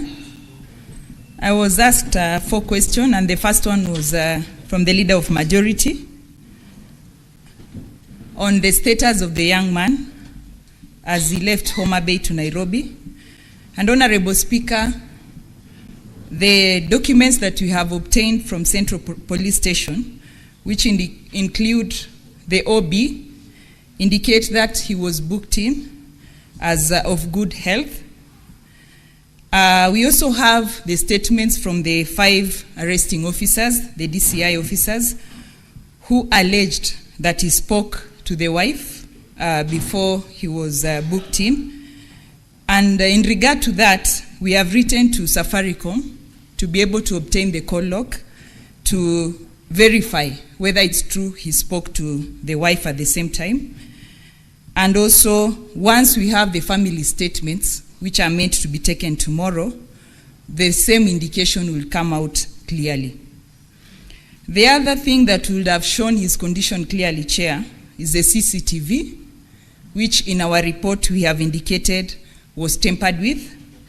And from the forensic report, the forensic experts that we have at the authority, it's very clear that the CCTV was working, because the first thing the forensic expert and the investigating officer noted when they got into Central Police was that the power was not connected to the power cable of the CCTV was not connected to the socket.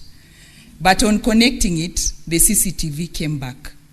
But on trying to review the previous day's events, there was nothing. So it is very clear that the CCTV was tampered with, and we have referred the same to an expert to be able to retrieve the data.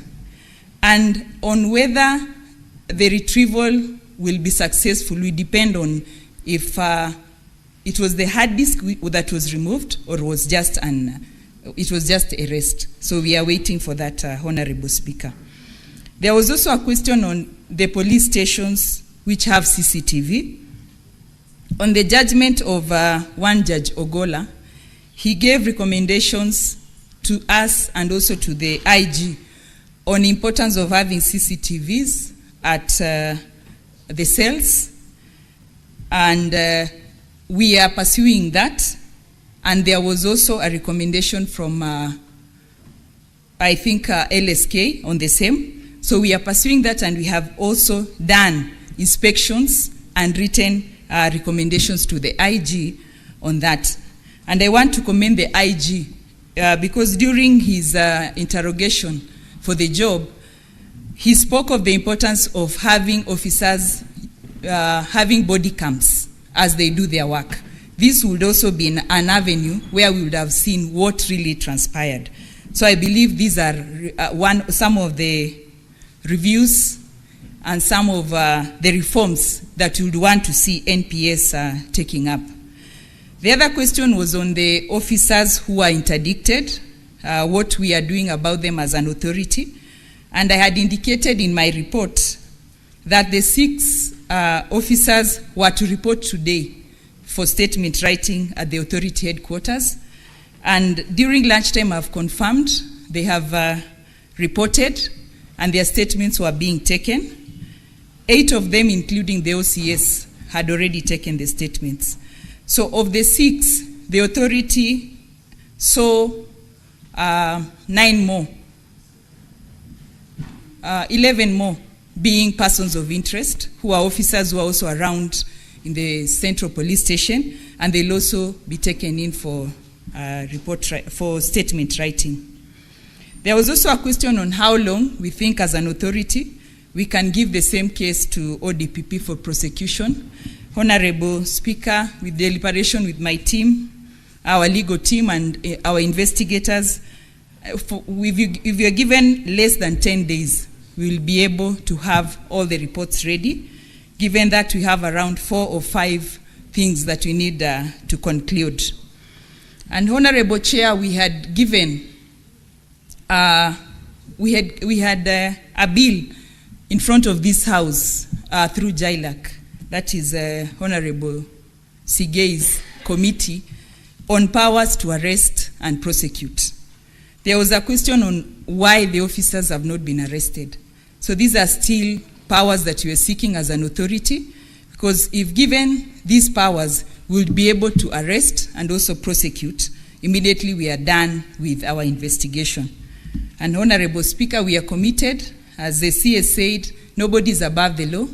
Our act as IPOA gives us mandate and powers to summon anyone, including the IG, for statement taking. Thank you, Honorable Speaker. Let us hear from the National Police Service Commission. Let him say for the record. Thank you, Speaker. I don't think there was a question directed to the National Police Service Commission, but I just want to say two things. On the issue that has been alluded by the CS Interior and even the IG himself, we have had situations where the IG wants to do promotions, but officers have not undertaken the requisite career progression courses. And when the CS says there is more need to try and pool resources so that these trainings can be facilitated. And finally, that we are in discussions It's the National Police Service Commissions which approves the curriculum, and therefore with all the other stakeholders, once it is developed, then it is the mandate of the Commission to approve that curriculum if there are new changes. Thank you. Thank you, Speaker. Thank you. Now, once Senator Seeger, you have the floor, you will seek that and ask your question, because you are doing the second round of questions. Now, honorable senators, if you can be direct to the questions, we'll save a lot of time. I am persuaded to put a time within which to ask your question. So within a maximum of 3 minutes. A maximum of 3 minutes. If you want to make a speech, you'll need 5. But if you need to ask clarification, 3 should be enough. Senator Ali Roba.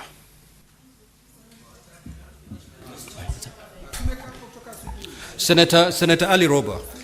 Thank you very much. Senator Ali Roba, just take your seat. I remember that Senator Nyutu had not concluded when we adjourned. So conclude. Thank you, Mr. Speaker. I'll take under 1 minute. I was stood down by the point of order by Majority Leader. And my last question actually was to IPOA. And I wanted to ask them how safe they are investigating people who have power to arrest and carry firearms. And Mr. Speaker, because I say this because Lawyer Willie Kimani was doing exactly what IPOA does, and he lost his life. So what is the security guarantee for IPOA? And DIG did not get my question, Mr. Speaker. He's saying that I claimed that investigation about this death has been speedy. I was talking about investigation about the claim made by DIG Lagat. It was speeded up. That is what I meant. And finally, to CS Murkomen, he said, he quoted 245. Why we are demanding that DIG Lagat steps aside, it is because he is a police officer and this matter revolves around him. So you cannot liken this to a complaint that is made by a senator or somebody else. This is a police officer who can interfere and who can command even people, the officers that are investigating. So it needs to be made clear. Thank you, Mr. Speaker. Senator Christopher Seeger. That's very brilliant. Thank you, Speaker. The clarification that I sought, which is not part of my 3 minutes, I hope, Speaker, was that the question was asked of whether Albert Ojwang was alone or with others in the cell. And the IG said that that would be answered by the DCI and or IPOA, and neither of them answered that question. So that was the clarification that I was seeking. And it was further highlighted by Senator Mandago, who said that there is a detainee witness statement that IPOA took that would probably shed light on whether he was alone or with others. That is the clarification. My first question, Speaker. Who issued, this is to DCI, who issued the orders for Albert to be driven from Homa Bay all the way to Nairobi? I would like to know who issued the particular instruction for that to happen and not to process him in Homa Bay. Next, the DIG personally, we have been informed, recorded a complaint. And who took down that complaint? I would like to know from the DCI as well. And who else recorded a statement in support of the allegations made by the DIG? That is also to DCI. Next is to the IG. I know that the IG Speaker already has said that many of the questions will be answered or will be revealed once investigations are complete, but this one perhaps he can answer directly. This is to the IG. You said in your first media brief that the cause of death was that he hit his head on the wall, Albert. And you've just clarified that that was wrong information given to you by the primary report by an officer. Who was this officer who gave you this false information? that you then issued in your first media briefing that that misled the country as of the cause of death. That is what I want to know. And the reason I ask this is because if someone saw and alleged that he had repeatedly hit his head on the walls. Senator Tobiko.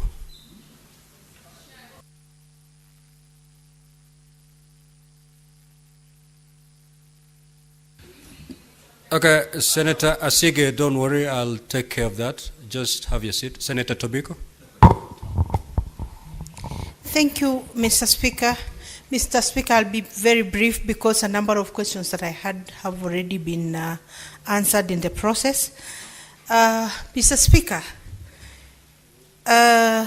because the DCI said the crime was perpetrated in Nairobi, that's why the suspect was brought to Nairobi. Yet cybercrime, social media, including X-Space, is not necessarily domiciled in Nairobi. It is still baffles, Mr. Speaker, why the suspect was brought to Nairobi. But now that that happened, and he seems to have paid for his crime through his life. What then, Mr. Speaker, will be the recourse for a murder of this young man who has been murdered by the police? What will then be, the recourse for the family and for Kenyans in general, Mr. Speaker? Because there seems to be a crime on top of another crime, Mr. Speaker. Mr. Speaker, I had also wanted, but the lady from IPOA has responded, I had wanted to know whether the interdicted officers have recorded their statements and what is the account of the account of the deceased since he was brought to the station. What was his situation when he was brought to the station? But she said those statements were being taken today in the afternoon, so maybe that we will get to know later on. Mr. Speaker, I wanted to know whether the officers at the station, that is the report office, the cell sentry, record at the OB, if they clearly stated the status or the health situation of the deceased before he was booked in. Mr. Speaker, it is also of interest to this House to know how many hours it took to pick Mr. Ojwang from his home to, what was the name of that police station? The first police station. Mawega. And then from Mawega to Nairobi. How many hours? Because that seems to have had so many hours in between, so that we know whether that is normal or whether there was a detour to some other place before he was finally booked into Nairobi. And then, Mr. Speaker, I also wanted to know the normal situation. Do police arrest to investigate, or they investigate, forward the case to ODPP, then the DPP recommends the arrests? What is the normal situation, Mr. Speaker? Senator Muma. Senator Muma.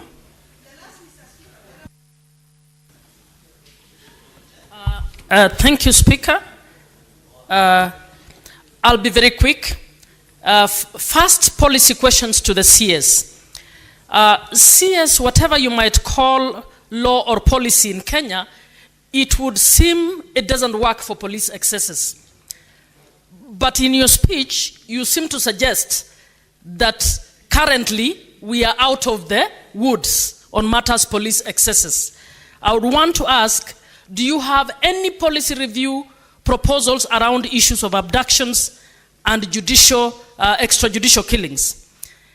Secondly, what is your view about commissions of inquiry and inquests as tools that would be used to investigate police excesses? Finally, for you, does the police have any curriculum on human rights approaches to service delivery?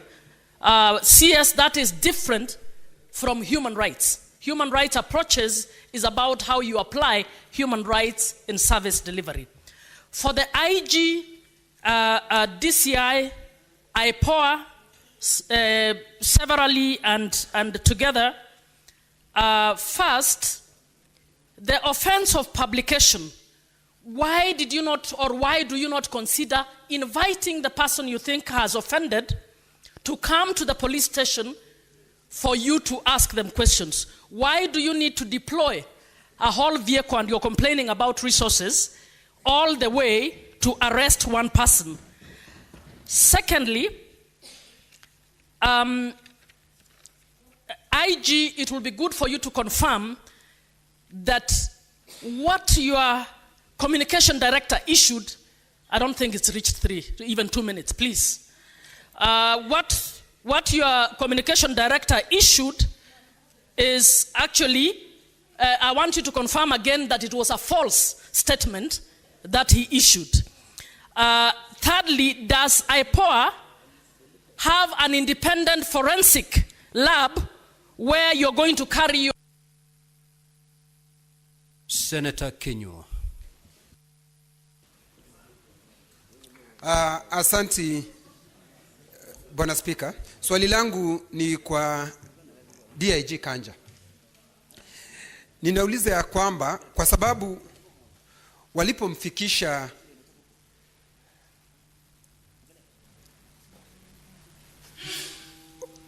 Albert Ojwang, walipomfikisha pale Central Police Station,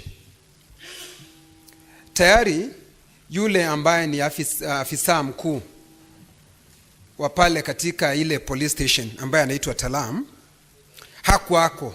Inasemekana alipigiwa simu kuulizwa kama atakubali yule Albert Ojwang aweze kuwekwa katika ile seli. Ni utaratibu wa katika polisi zetu, yeye afisa ambaye anasimamia station awe akiulizwa kama mtu yoyote ambaye analetwa katika police station awekwe ndani au la. Hilo ndi swali langu la kwanza. Swali la pili, ya kwamba hawa maafisa ambao walikuwa pale ikiwemo Talam tayari wamesimamishwa kazi. Na Talam hakuwa katika, yeye makosa yake ni kuwa yeye ndiye afisa mkuu katika ile police station ya Central. Tutafika mwisho wapi kuwasimamisha watu kazi, kwa sababu kulingana na mwendo huo afisa mkuu wa polisi wa Nairobi, kwa sababu ako na mamlaka, anapaswa kusimamishwa kazi. Siye huyo peke yake, afisa mkuu wa polisi katika Jamhuri ya Kenya anapaswa kusimamishwa kazi. Kabla tufike hapo,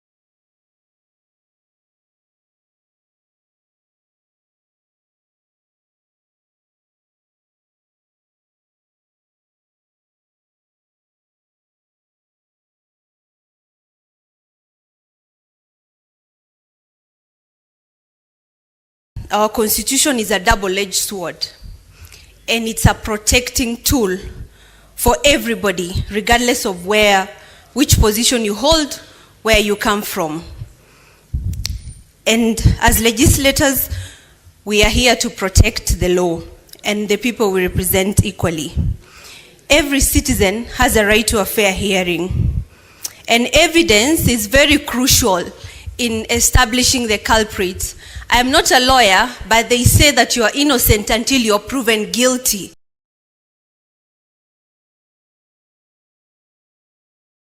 After just having jubilations the other day, and now the whole country is like weeping with Omabay.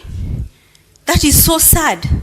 Mr. Speaker, I have had the IPOA, and my question is directed to them, saying that the CCTVs were tampered with.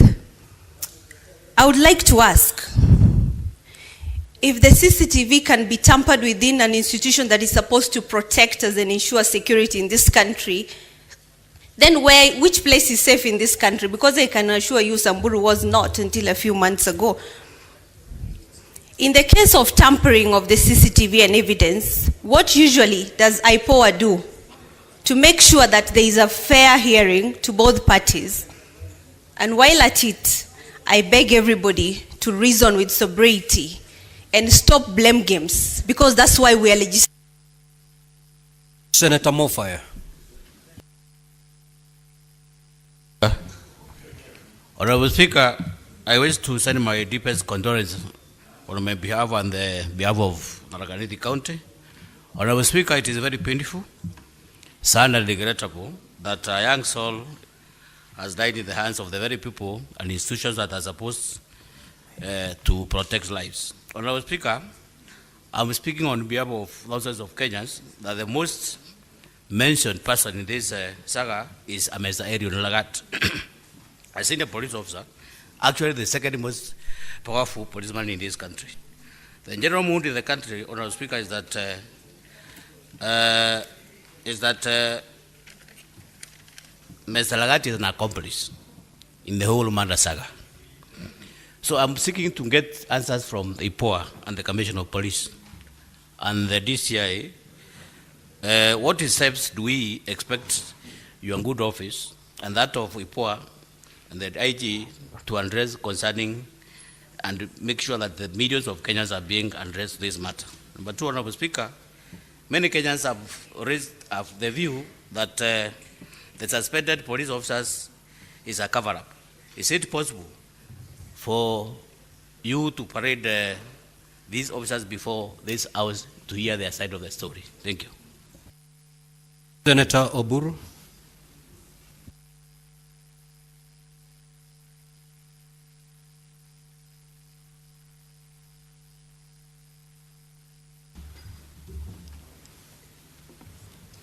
Thank you, Mr. Speaker, sir. Mr. Speaker, many questions have been asked by my colleagues and many questions have been answered. So I will be very brief. Mr. Speaker, I would like to know whether there are laws which only apply to the ordinary Kenyans and they don't apply to the high in society. Mr. Speaker, I'm asking this question because the director of CID has told us here the way they investigated, and they were investigating based on complaint from the deputy IG. And that complaint from the deputy IG led them to go into great details of a so-called cybercrime, Mr. Speaker.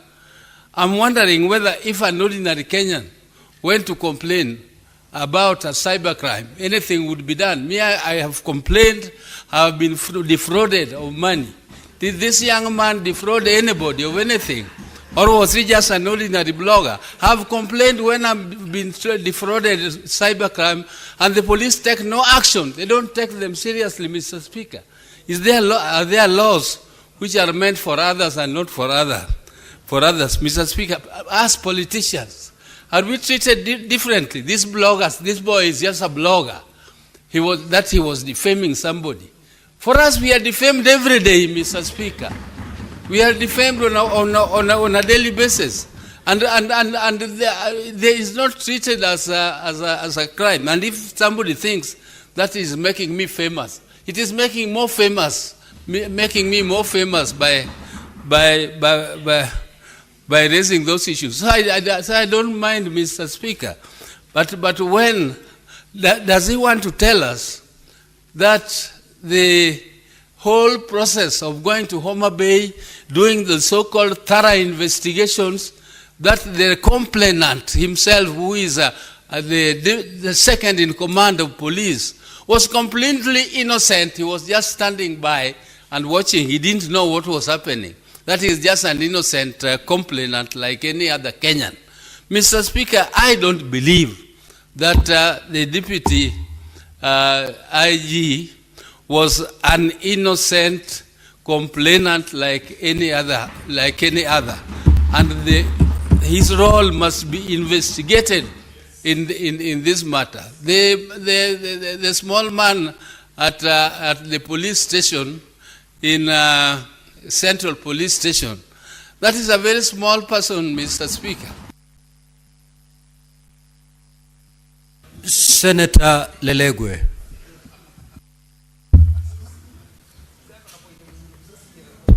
Thank you, Mr. Speaker. Mr. Speaker, the Vice Chairperson of IPOA, Anne Mwangi, just informed the House that the CCTV footage or CCTV itself at the Central Police Station was interfered with. Mr. Speaker, my question is to the IG.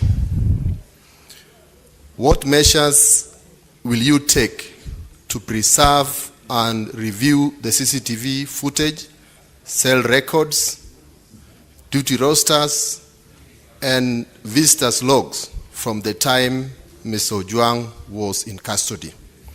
Lastly, to the IG, whether there is an existing or planned national database to publicly track and report deaths in police custody. Thank you. Senator Manzo. Thank you, Mr. Speaker. Mr. Speaker, I would like, just on the same note, the digital logs entered during the last 5 days of the CCTV at Central Police Station, names of officers with digital credentials, rights of those that can delete, the CCTV footage, because it cannot be done by anyone. And then names of officers that entered their credentials to delete records on the day of the death, and then names of officers that entered their credentials or delete records or soon after the transfer of the deceased to Baghdadi Hospital. Mr. Speaker, that information should be available from that platform. And how sure are they that he wasn't under threats? Honorable Senators, may the Senator for Murkomen be heard. Thank you, Mr. Speaker. You know what happened about the communication to spouse? Was it not under duress, Mr. Speaker? And Mr. Speaker, on that particular issue, how sure is IPOA or any investigator that Albert did not arrive at Central Police Station already injured, and then he's booked in, and then he worsens and passes away, and without investigating the DCI officers, you go on to condemn the police officers, yet this person may have come there already injured? Was it established that by any medical person before he's booked in his status, or was it just by looking, with the eyes? And then finally, to the Honorable Murkomen, are you aware that there is no policy in your ministry which has gone through this Parliament so that it becomes a policy? Because without bringing your policies to Parliament, they are null and void. And very finally, on you, are you aware the so-called police standing orders? They fall under regulations and they are expired, and you have not bothered as a lawyer to bring them here so that we may renew them. I thank you, Mr. Speaker. Senator Issack.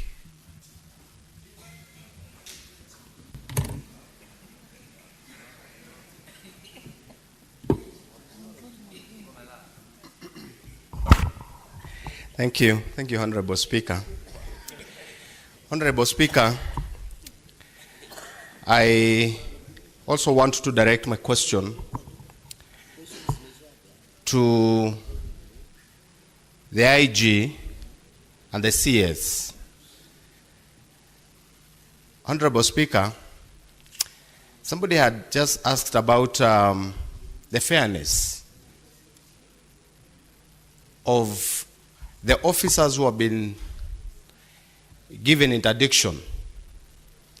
But there is one officer who was adversely mentioned in this issue. And for fairness of civil servant, not because somebody is running an office and is senior in that position, I still and strongly believe that Langat, DIG, must be interdicted to await the IPOA verdict, Honorable Speaker.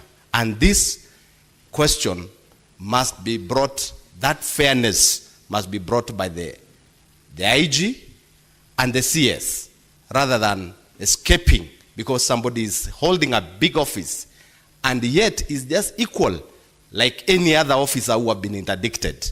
The same law, the same regulation, the same public act is the one that works to all the civil servants. Thank you, Honorable Speaker. Senator Betty Montet.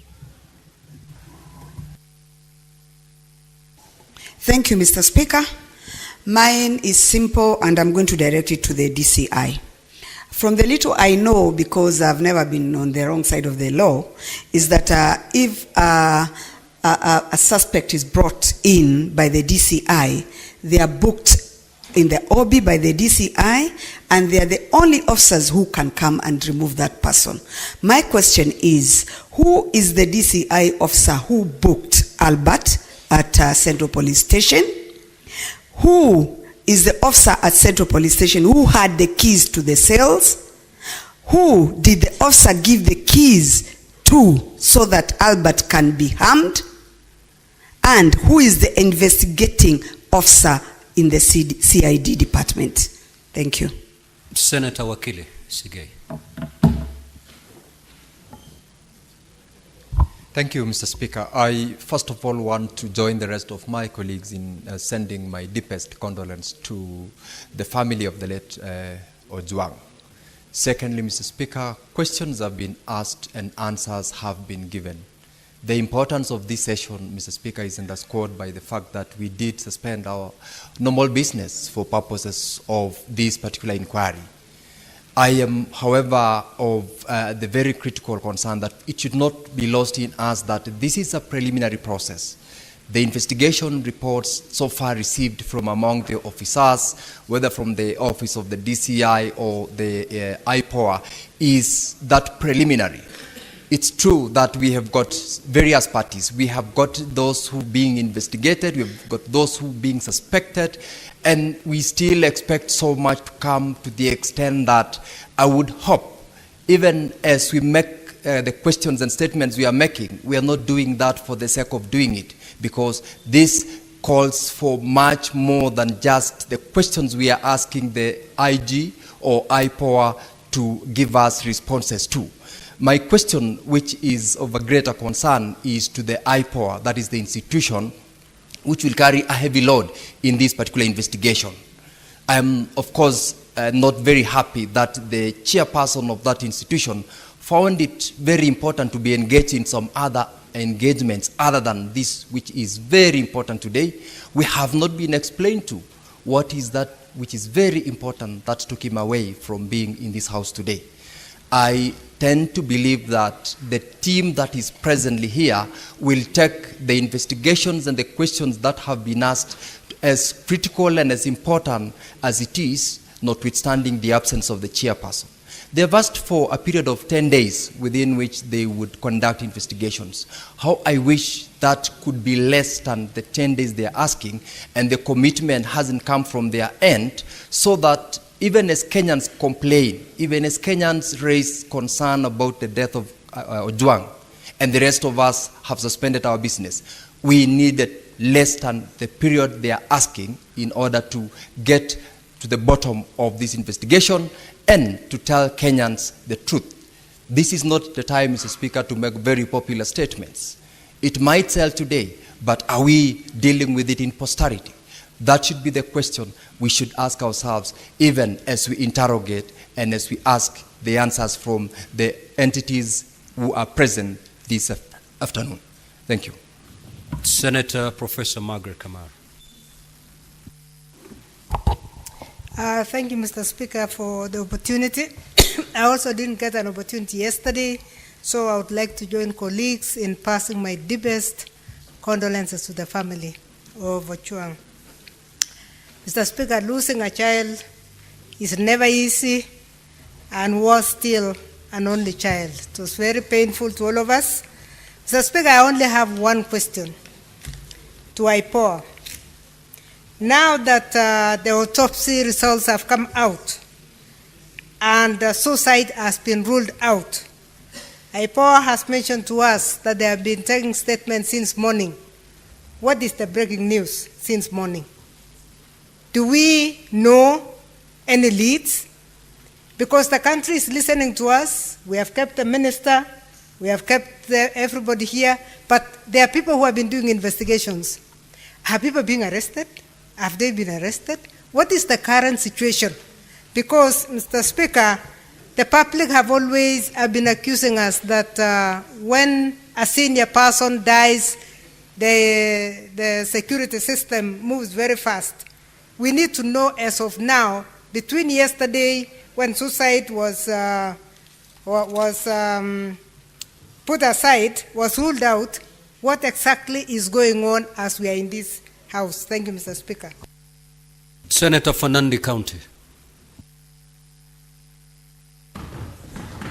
Finally, Chair, Bangetu Jitaran, Mr. Speaker, I want to ask the following questions. One to the IG and DCI.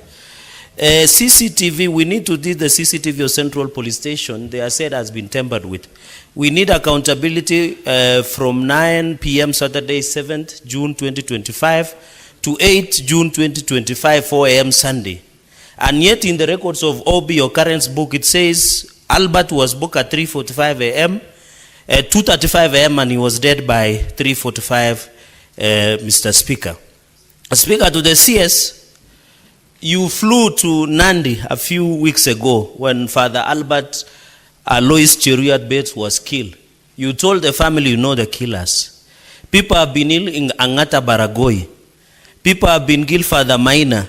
Mr. Speaker, when you read Article 245 and 240, the Ministry of Interior suffers from leadership crisis.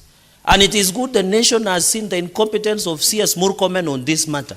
And if anybody has to resign, we must start with the Cabinet Minister Murkomen, Mr. Speaker, because that is where the buck stops with, Mr. Speaker.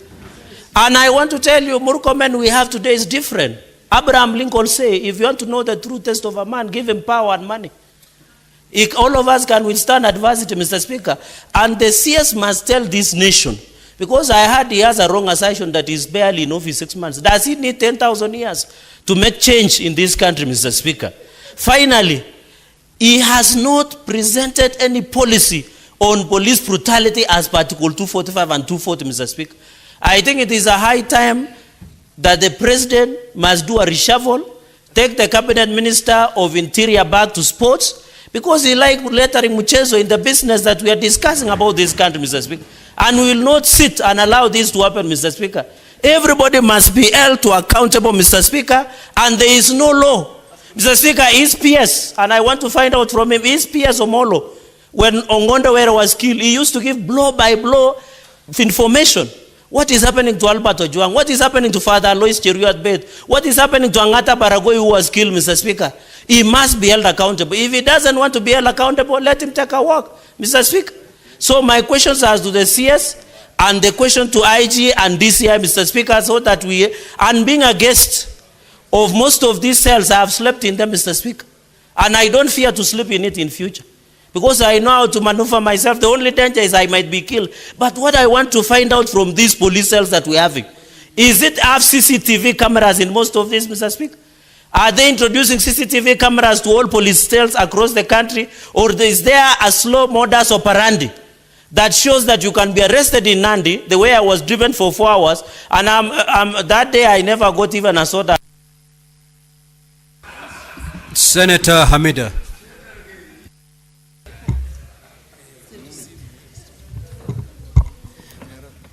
Asante Bwana Spika. Waswahili wanasema mkuki kwa nguruwe, kwa mwanadamu uchungu.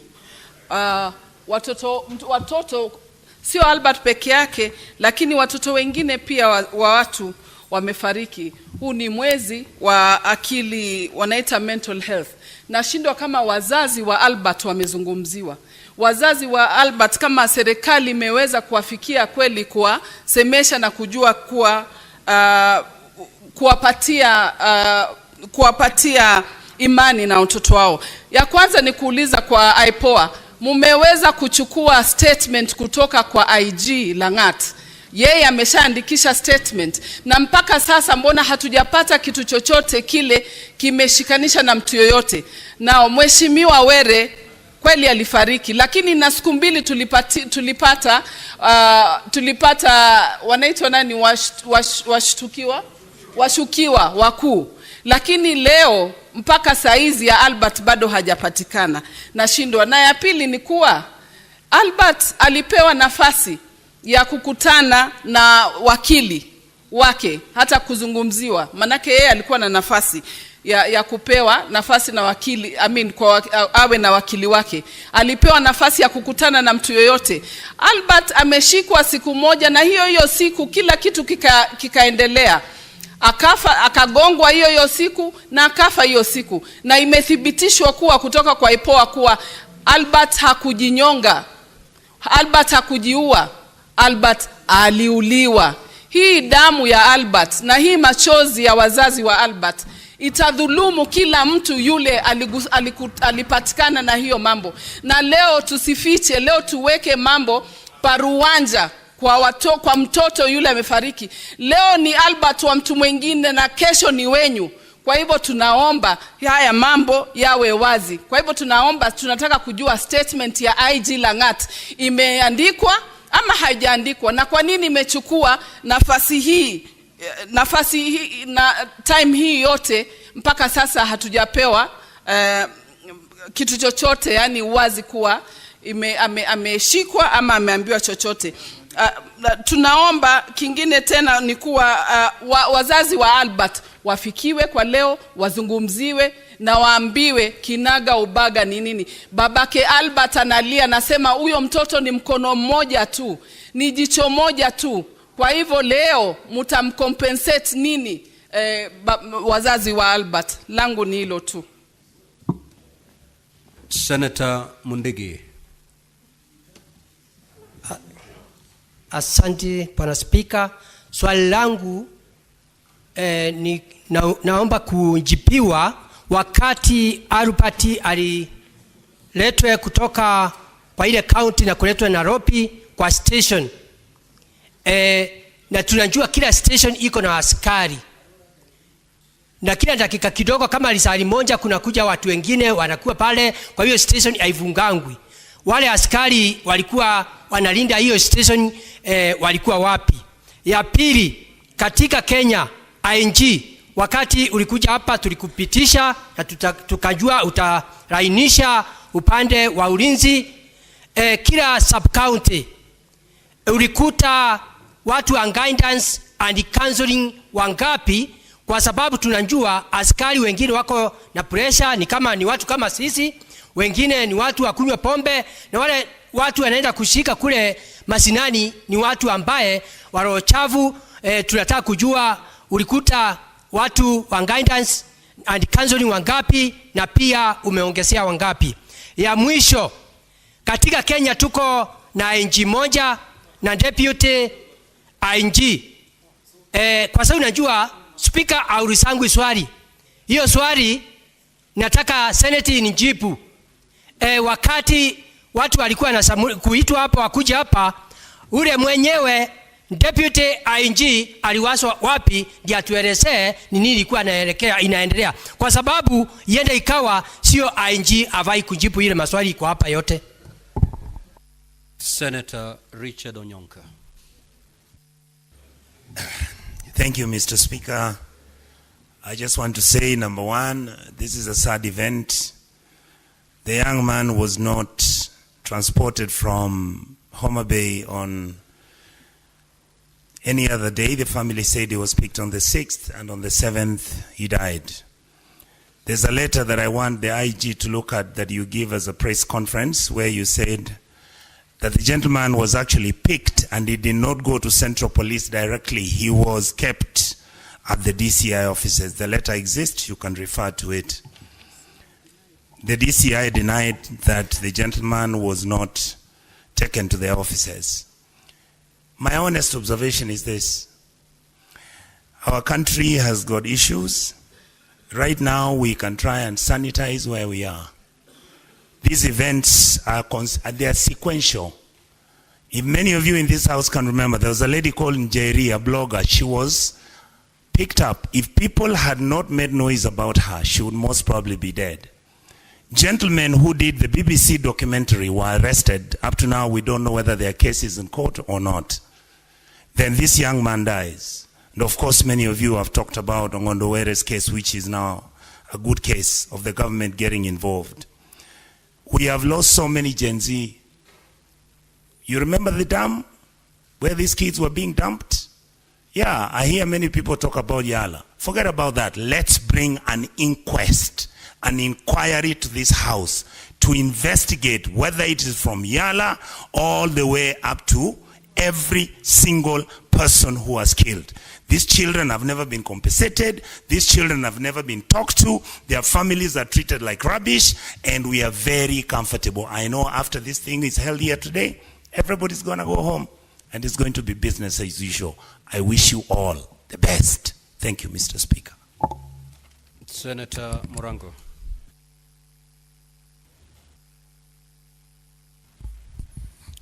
Asante sana Mr. Speaker.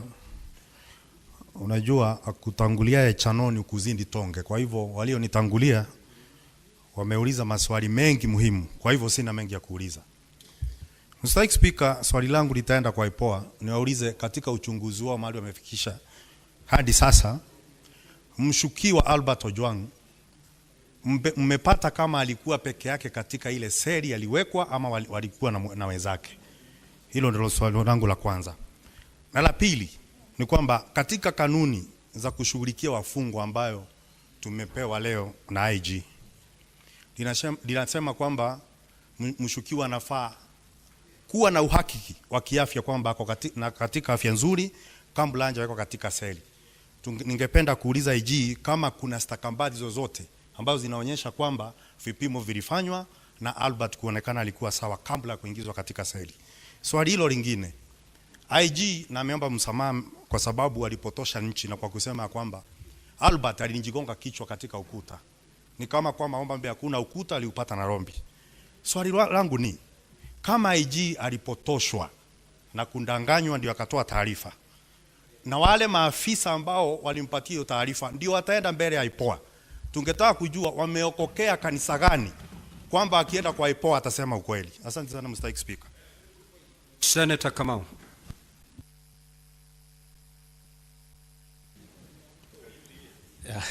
Thank you very much, Honorable Speaker. Honorable Speaker, I want to join my colleagues in conveying my sincere message of condolences to the family of the late Ojwang. Honorable Speaker, I also want to know from the National Police Service Commission which reforms are they prepared to put in place to restore the confidence to Kenyans that police stations or police cells can be the centers of reform rather than sites of terror. Thank you, Honorable Speaker. Senator Mandago. Thank you very much, Honorable Speaker. Honorable Speaker, from the onset, let me say that indeed it was a very, very sad incident to lose a life in a police station. Honorable Speaker, I have only about 2 questions to the IG. On the matter of the CCTV Honorable Speaker, we would like to know where is the control center of that CCTV? Is it at the Central Police Station? Is it at Vigilance House? Is it at the Regional Police Commander's office? Where is the control of the CCTV to the extent that it was switched off before that incident? Honorable Speaker, finally, let me also say that as a Senate and as a House, Honorable Speaker, I don't think in this session we were inviting the team here so that we can gather evidence, pass a judgment, and sentence those who seem or we think they are accused. Honorable Speaker. Honorable Speaker, I want to say this. There have been calls of resignations for the DIG or stepping aside, Honorable Speaker. And Honorable Speaker, when it is being said by senators who have also been once arrested, and since they were arrested, Honorable Speaker, and they were asked not to contest, they would say, we are innocent until we are proven guilty, Honorable Speaker. How then do we expect the DIG, the investigation are still ongoing, he has not been taken to a court of law, and all of a sudden we have a chorus that, Honorable Speaker, they should resign. Honorable Speaker, I also want to ask the IG whether the investigations and IPOA are also being extended, especially to those political groupings, Honorable Speaker, who have been saying, you are playing with fire. There will be Arab Springs. Honorable Speaker, what makes us think that they are not behind this process to actualize the Arab Spring they are perceiving and trying to conceive in their minds, Honorable Speaker? There is need to widen the investigation so that probably those opportunists who would want to use such incidences, Honorable Speaker, to pursue a political agenda, they must also be cut to size, Honorable Speaker. Honorable Speaker, finally, let me say that it is not also proper, Honorable Speaker, when we use the floor of the House, Honorable Speaker, to also make sweeping accusations because of the privileges we have as a House on the officers, even on the officers or the team that has appeared here, Honorable Speaker. Honorable Speaker, Senator Chute.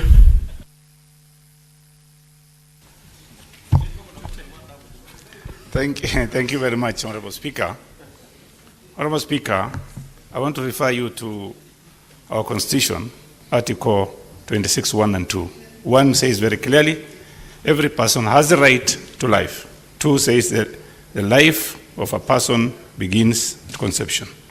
Article 29, every person has the right to freedom and security of the person, which includes the right not to be, on D, subject to torture in any manner, whether physical or psychological.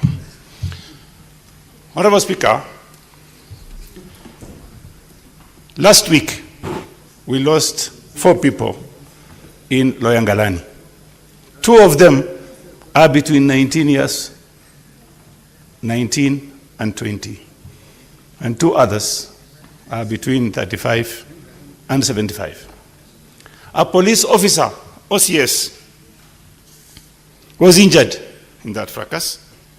OCS Marua is in Nairobi West Hospital, currently hospitalized with a gunshot wound on his 2 legs, Honorable Speaker. Honorable Speaker, I really condole the friends and family of Albert Ojwang. Honorable Speaker, I have a very good question. This is a very simple question. Safaricom, how are they involved in this matter of identifying people? When you are even in a toilet, a police officer will get to you. Can we ask Safaricom to come before this House and tell us what is going on? Number 2, this is a question to DCI. There is of course, long before apprehending suspect, they normally have a request for that person to appear before a police officer? Why do you go all the way to Homa Bay to arrest an individual for just a minor case? Why don't you ask him to come and report to the nearest police station? Thank you very much, Honorable Speaker. Senator Karungo. Thank you very much, Mr. Speaker. And just to feel a bit safe, I think the Sergeant at Arms should be close to me, owing to the fact the gentleman behind me ordered my arrest a few months ago. Mr. Speaker, the question is not what Ojwang did. The question is, why did they kill Ojwang? Mr. Speaker, we have told that he was brought to Nairobi because the crime was committed in Nairobi. Is social media Nairobi, Mr. Speaker? Mr. Speaker, why was Ojwang grilled at the comfort of the DIG office at Vigilance House rather than Kiambu Road DCI headquarters where they do all these kind of investigations? We were told here by the IG himself he was taken to Vigilance House. Mr. Speaker, who ordered the arrest? Because I think that one has not been put clearly here, Mr. Speaker.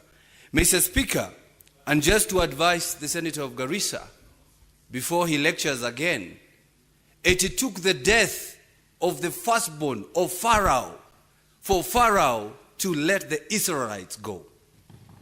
It has taken the death of Ojwang for us to confide together and say we have to fight this to the end. He's a martyr, Mr. Speaker. And so we must say as a Senate, no one else should die. Mr. Speaker, no one else. And if anybody dies at the hands of the police or anybody else, Mr. Speaker, don't bury them, Mr. Speaker. The family should not bury them. We should be going to every police station, Mr. Speaker, to tell them that you killed this man, we need justice. Even Ojwang should not be buried, Mr. Speaker. He shouldn't be buried until we get justice, Mr. Speaker. My question to CS Murkomen: who is killing us? Who is killing Kenyans? Who is killing the youth? If you do not have that answer, Bona CS, because 4 years ago on the floor of this house, you said, let us not sacrifice Kenya. We are not going to sacrifice Kenya, but we must sacrifice someone who is in line from the DCI, IG, the DIG, even the CS. So propose to us who should step down on this issue. At least justice to be done and also to be seen to be done, Mr. Speaker. And as I rest my case, the officers who arrested Mr. Ojwang, Mr. Speaker, all the way from Homa Bay, it seems they were an okay officer. They were fine. They were giving him the phone, talk to your family, talk to your friend. They even a clip that is online. So it seems those officers were doing their work. We need to find out, after he arrived in Nairobi, Mr. Speaker, who did what? Senator Kisang. Thank you, Honorable Speaker. Honorable Speaker, I want to associate myself fully with the statements done by Senator for Garissa. Honorable Speaker, those of us from North Drift, we have suffered for so long, and I wish the media could have helped us and highlighted the way we are doing this, Honorable Speaker. Honorable Speaker, I have three questions. Question number one to the DCI. How is Chief Inspector Talam a main suspect, as you have alleged, and you have told us Talam was not in the police station during this particular period when Ojwang was brought to Central Police Station? Second, Honorable Speaker, I want to find out from the IG. I don't know if there is harmony in the senior rank of National Police Service from the IG all the way, because I'm suspecting they could have used this opportunity that was a complaint raised by DIG Langat to settle up a policy where those who are suspected to have done cyber crime to be invited to go to police stations instead of being looked for. Because I expected the DCI to have used the same resources they did and went to Homa Bay to look for those who killed Father Lois. Thank you, Honorable Speaker. Senator Essie Okenyure.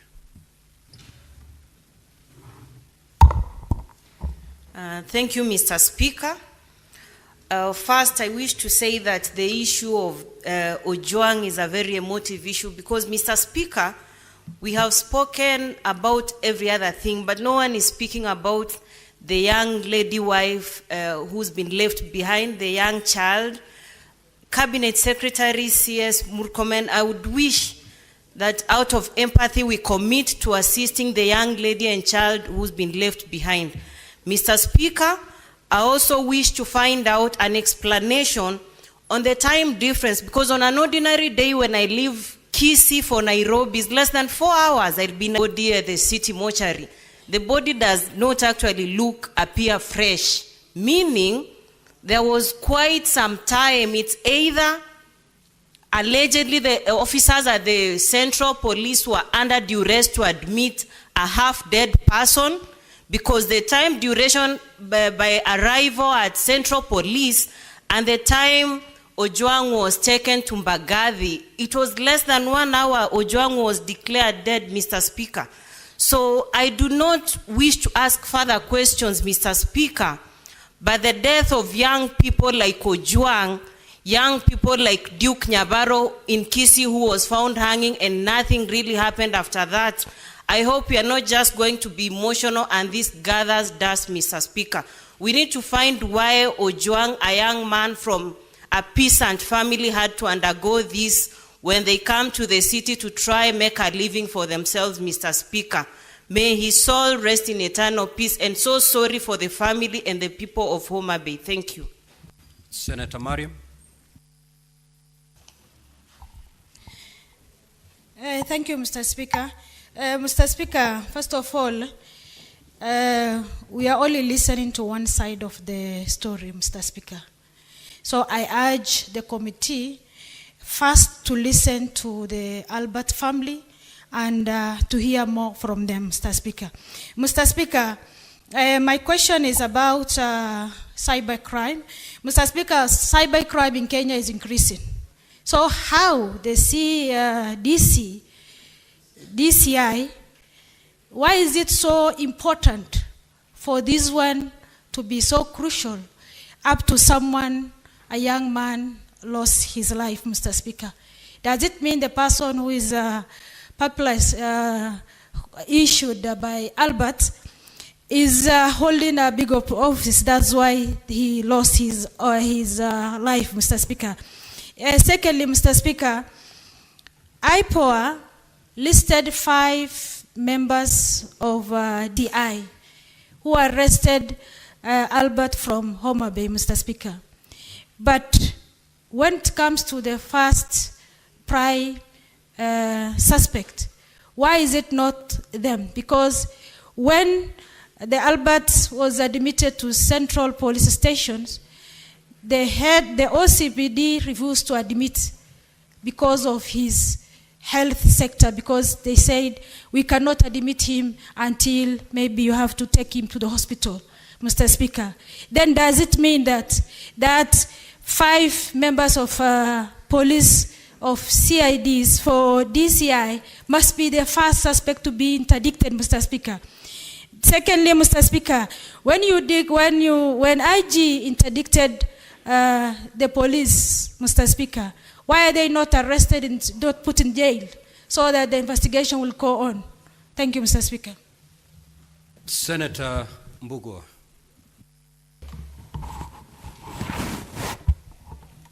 Thank you, Mr. Speaker. Very quick clarification. First, from the IG, I would want to know the name of the officer and the designation of the officer who found the late Albert Ojwang in the state he was in the cell for him to be taken to the hospital. And secondly, still to the IG, I would want to tell this House the cell number and the holding capacity of the cell the late Albert Ojwang was in. And finally, I would want you to assure this House and the country at large that junior officers who be involved in who be called to be as witnesses in this matter will not be discriminated, and they will be safe. Thank you, Speaker. Senator Karen Nyamu. Thank you, Mr. Speaker. I know the IG of Police has apologized today for the initial statement, but that initial statement, Mr. Speaker, is tantamount to a cover-up. And we are curious to know on whose behalf was he doing that cover-up. Secondly, Mr. Speaker, when it is a VIP who is subject to investigations, it takes a very short time to have people charged in court. How many police officers were on duty in Central Police that night? Mr. Speaker, I have been held in Central Police cell myself. And so I know at night there's not so many police on duty. How come we don't have all of them taking plea?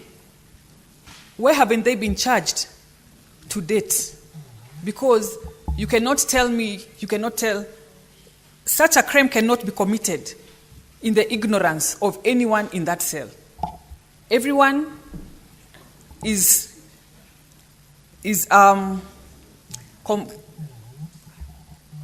what do you call it? Everyone is involved one way or another.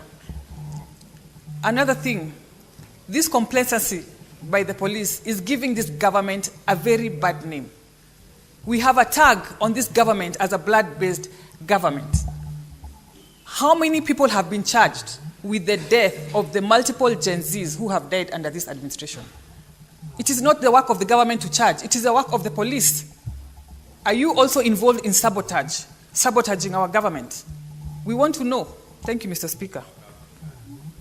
Senator Asige, I'll give you your minute that you lost when you're doing your asking question. Thank you, Speaker, for acknowledging that I had lost a minute. The clerk's table, for some reason, has given every other senator 3 minutes, as you had instructed, but myself, when I stood, I only got 2 minutes, and that is on record.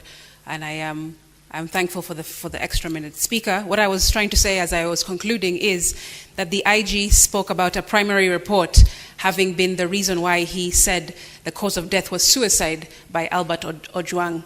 And I wanted to understand who was the person who gave him that primary report, because that might at least shed some light on whether that person, that officer who gave him the false report, is involved in the cover-up and obstructing of justice. And secondly, I wanted to know if this particular investigation is hinged upon one tweet, one post by the complainant. Where is this post? Because none of us have seen it. Can the DCI table that post so that we can analyze its veracity and its authenticity and make sure that it's not AI generated or tampered with in any other way? Thank you.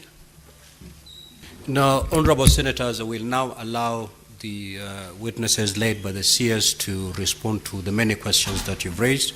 However, before I allow the CS to take to the stand, Senator Karungo Wathangwa, while asking a question, indicated that the IG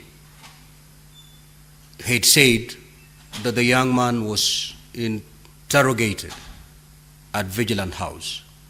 I have asked the clerk at the table to confirm from the Hansard whether that is true, and he has indicated to me that that is not true. You may now proceed, CS. Thank you very much, Mr. Speaker. Mr. Speaker, let me start by thanking my colleagues, the senators, for really raising very weighty issues that I have, as I already said, some we have been able to note, some we will get it from the Hansard, and those which are concerning policy issues, Mr. Speaker, will do the proper follow-up. I also would like to say on the floor of this House that considering the number of cases that IPOA is being requested to investigate, Mr. Speaker, from a policy perspective, it's important as a country that we give IPOA more support in terms of resources and ability to hire more investigators so that these cases are heard and resolved expeditiously, because people are asking this question, Mr. Speaker, how come the one for Honorable Were was handled within a week or so, on a shorter time, and how come this one is not moving at the same speed? Mr. Speaker, it must be understood that this is IPOA investigating police. On the other incident, it was the police themselves investigating a crime, and therefore the capacity, whereas there are not enough resources on the DCI side, we believe that DCI has a greater capacity than the IPOA itself. Therefore, IPOA requires some level of support so that this can move expeditiously.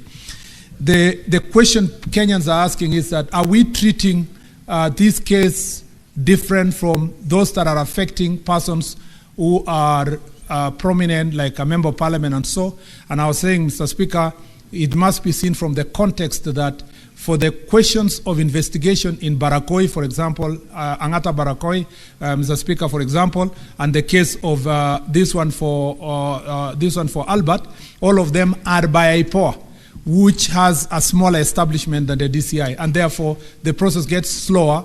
If it was the efficiency and the capacity that the DCI has, it would have moved a little bit faster. Mr. Speaker, very few questions have been raised, but in depth, Senator Muma has asked policy review. I already gave my undertaking already in the House earlier that when I came to office, I have instructed the team in my office to look not just at the law, but also the judicial decisions, including Justice Ogola's decision, Mr. Speaker, to see how we can mainstream them and improve the service standing orders, or work on different regulations, or establish a new legislation that can be able to fill the gaps. This is not an exercise that is confined only to the ministry, but also we can work together with the relevant committee of this House.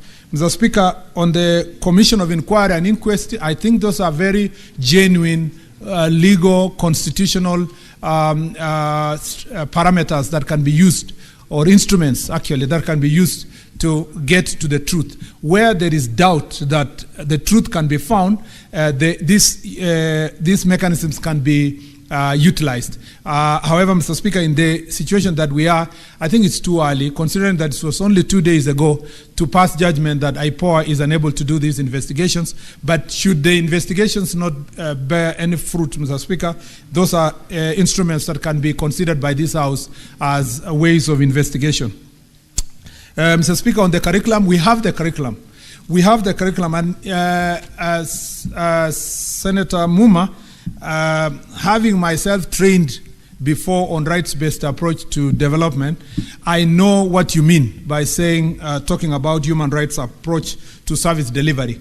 The instruments are there, but the ability to disseminate it, to catch up with the older population that are already been trained, and also the ability for the National Police Service to have continuous training, is constrained by resources and facilities. In fact, we might have this discussion another time. You know that all over the country, wherever you go, and for those who have been with me in the Jukwaa la Usalama, you realize that the National Police Service has many issues that needs to be dealt with.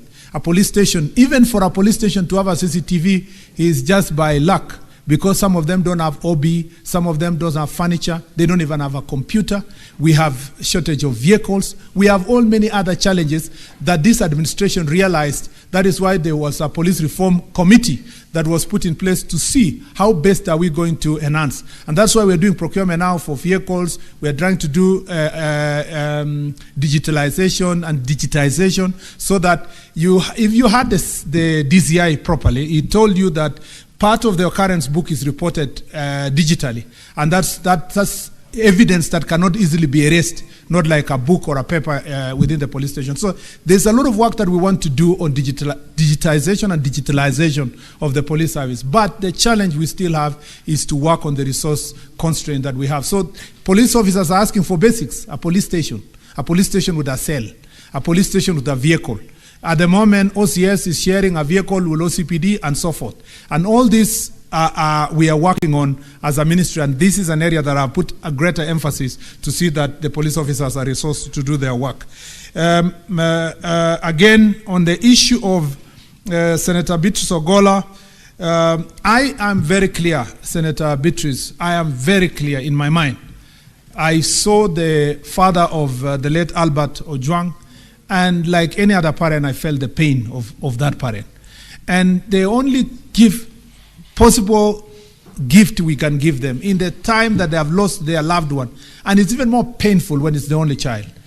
Mr. Speaker, is to promise them that we will do everything we can and to ensure that justice is done and to ensure that those who perpetrated this heinous act are put behind bars, Mr. Speaker, so that they can suffer the pain of having inflicted this grievous bodily harm, which eventually resulted in death of Albert Ojwang. Mr. Speaker, that is the little we can give.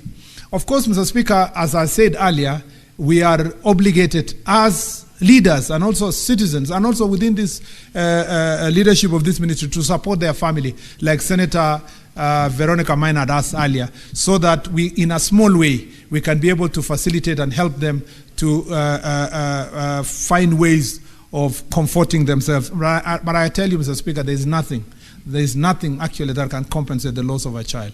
And therefore, Mr. Speaker, I stand with them and I will do everything as a cabinet secretary to ensure that those who committed this act are brought to justice. Mr. Speaker, she has also asked what's the motive. I think the motive is a subject of investigation. Let's allow the investigations to go on. It will eventually reveal to us who exactly did it and why, Mr. Speaker. There are many indications, almost like the whole indications show that this is a crime that happened within the police station. Mr. Speaker, if it is confirmed that it happened within the police station, Mr. Speaker, I believe, Mr. Speaker, that those who will be found should be held accountable. But, Mr. Speaker, we must also find resources to expeditiously make our police station safe haven for those who are going to there to get justice and particularly to be brought before justice. Mr. Speaker, on Senator Manzo, is raised a very valid question. There are a host of regulations that whose period was terminated was past 10 years, and we had an omnibus extension that happened. But now there has to be, as I told you, there is a review process for the service standing orders. When eventually the review is done, it will be brought to this House and the National Assembly for purpose of approval. And I agree with you. It is not true that a policy must come here for it to be effective. That's not true. But for a policy to be a sessional paper, it must come to this House and therefore approved by Parliament. But if we want to have a policy for the sake of a policy, it can be adopted by the Cabinet after public participation processes, and it can still work as a national policy. Mr. Speaker, I want to confirm to Senator Seki and all others who are talking about whether or not I know whether the DIG should be held accountable or not, that I do not hold a brief to defend or in any way to accuse him. Mr. Speaker, I believe as a lawyer that evidence must lead to the suspect. And Mr. Speaker, when that evidence leads to that suspect, Mr. Speaker, in my office and any other office of government, no one should be able to block any processes of justice.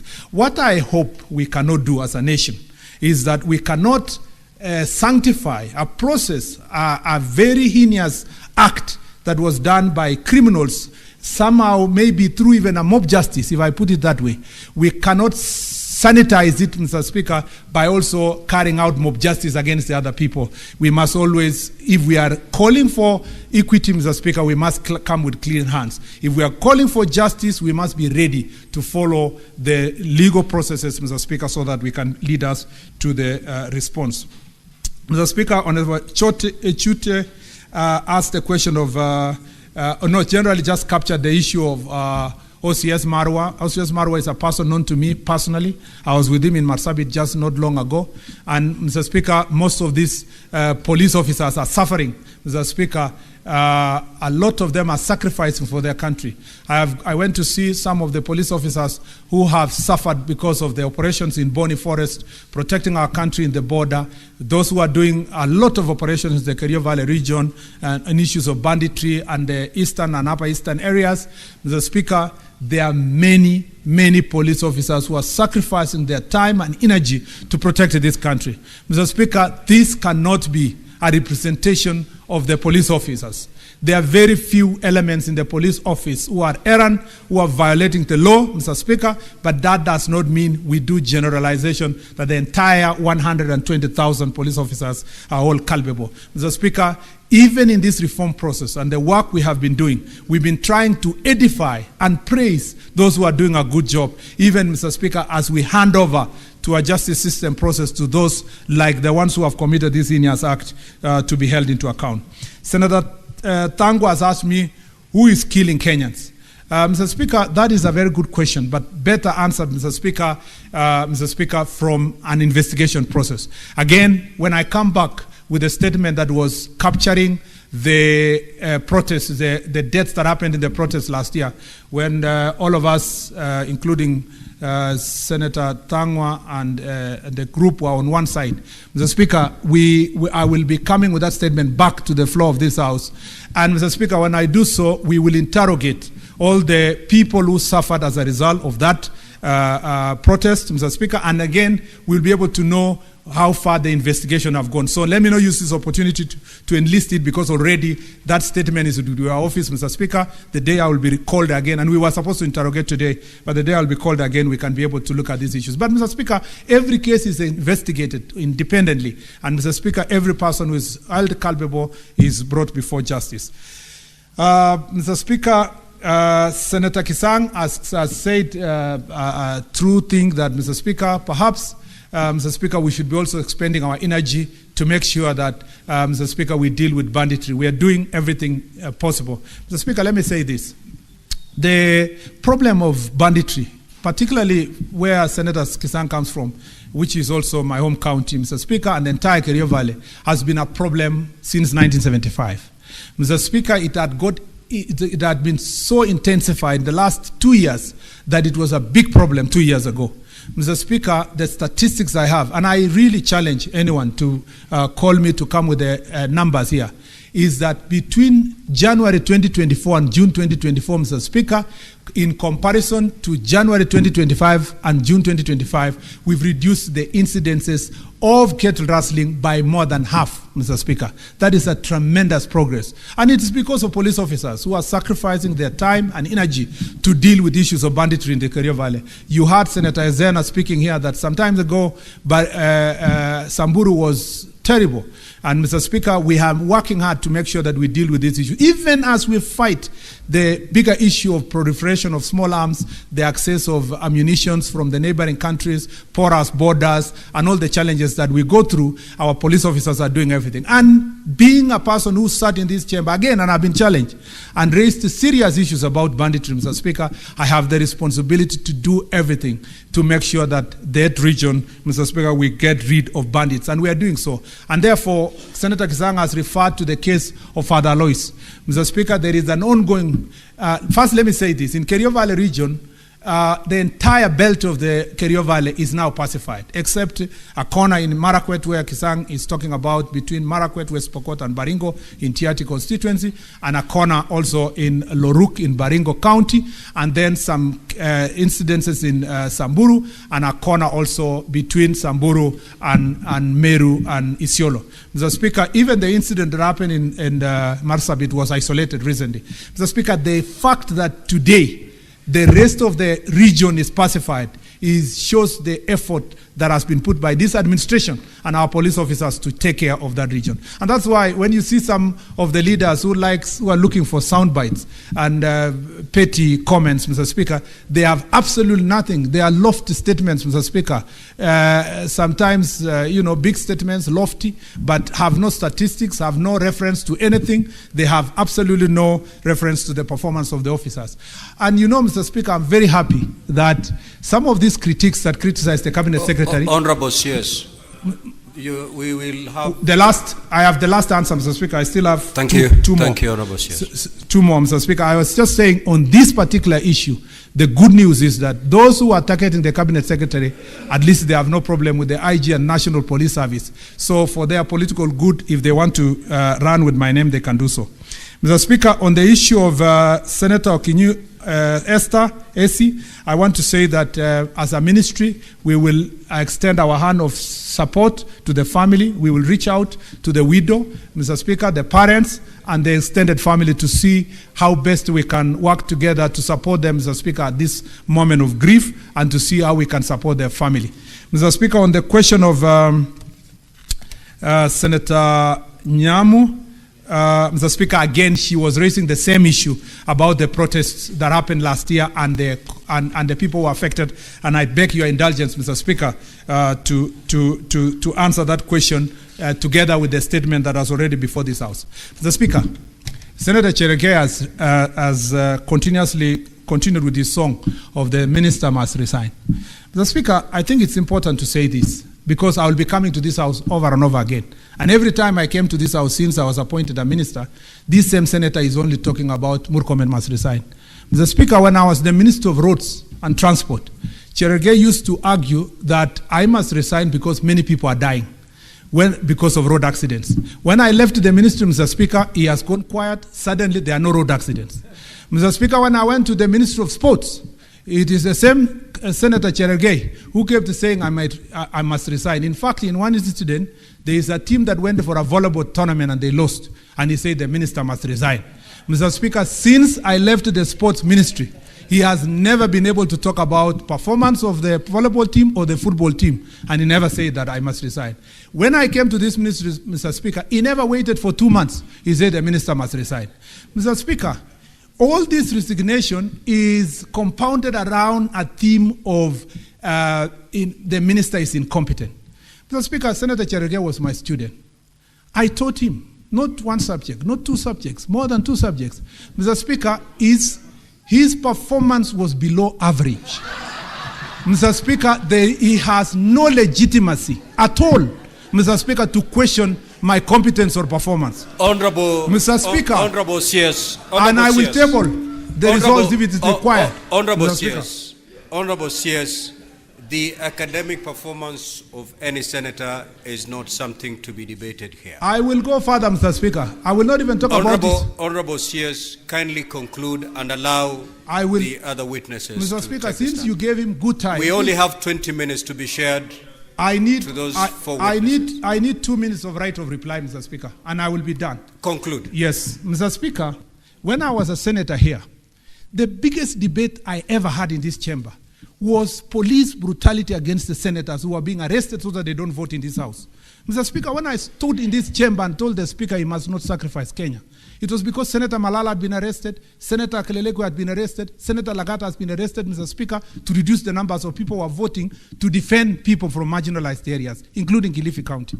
Mr. Speaker, that time, Senator Cherege was opposed to any process. He told the Speaker in this chamber, and the Hansard will bear me witness, that we must progress and vote because, Mr. Speaker, he cared less. Mr. Speaker, if performance is anything to go by, anyone else can assess my performance, not Senator Cherege, Mr. Speaker, in that regard. Mr. Speaker, I want to say this, that and I can say many things, which I don't need to say here, but I want to conclude by saying, Mr. Speaker, this chamber is a very serious house. If I always have to come here for one individual to always be talking about incompetence, he must resign. That is a normal song every day. It doesn't provide evidence, except what he used to do here to ask questions, Mr. Speaker, that are procured from out there. What else does Senator Cherege feel like he has done in this country? I must say that we must respect each other. We must respect people's offices. We must respect it. And when people question you the way some senators have questioned me here and asked me about my performance, I respect them because it's objective. But not every time you say this and that, Mr. Speaker, he reduces this august house, which I served gladly, Mr. Speaker, to a place of vendetta. Mr. Speaker, I beg to submit and I thank you. The IG, please. You may take the stand and respond to the questions that have been directed to you.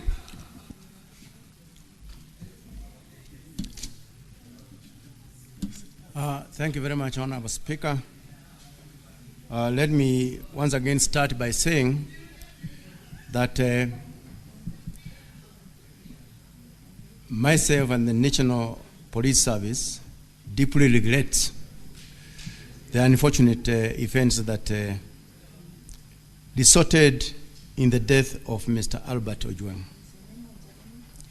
while in the police custody.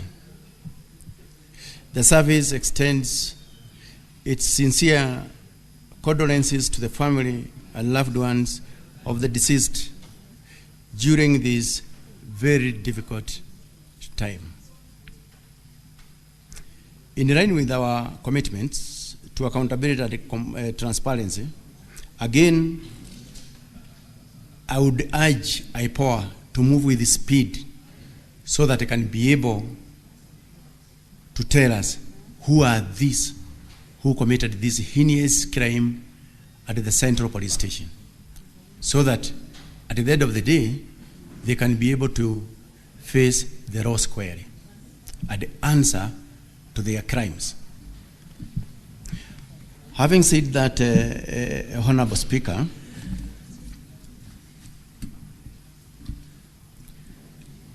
let me start by saying that I've already apologized for the erroneous reporting that was done at that very early stages when this kind of crime was realized. And number two, that has since been rectified because we have even seen the outcomes of the autopsy that was done yesterday.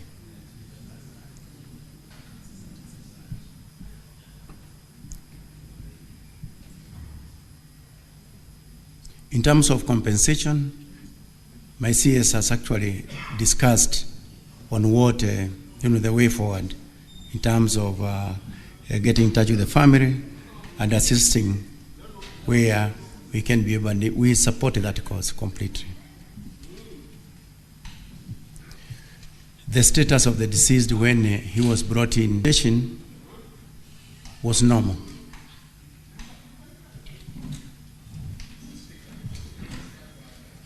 That information, the status of the deceased when he was brought in to the Central Police Station at that 23 hours, the status was normal.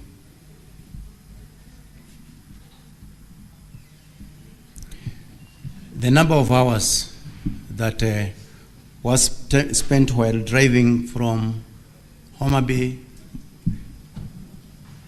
that was Maweni Police Station to Central Police Station, that was roughly 5 hours, 15 minutes because the team left Maweni Police Station at around 16:00 hours and arrived in Nairobi at around 21:17 hours, roughly 5 hours and some minutes from Homa Bay to Nairobi.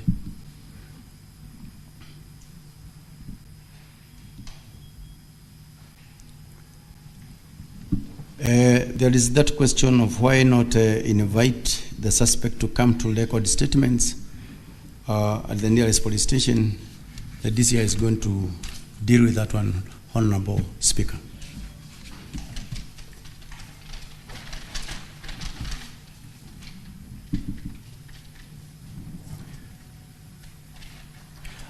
This question of why the OCS had to be consulted before the suspect was placed in the cells,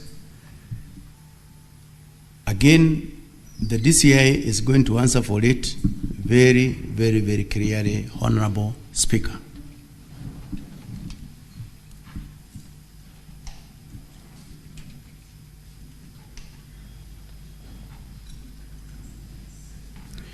There was also the question why the late Albert Ojwang had an opportunity to, was given an opportunity to call the spouse. When I was here previously answering the other questions, I did indicate that the police officers are well trained on how to treat suspects and other Kenyans alike. It is on that basis that he was given that opportunity to check on his family and even report that he has safely arrived in Nairobi. And I also indicated that police officers are always on the forefront in the defense of the rights and freedom of the people. That is our training. That is my training. So it is on that basis that he was actually given that opportunity.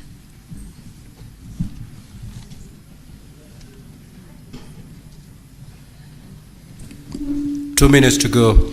Now, in terms of processing persons of interest, the question is whether the numbers, the persons of interest have actually been exhausted. I think that one will be effectively answered by IPOA, who are actually investigating on the same honorable speaker.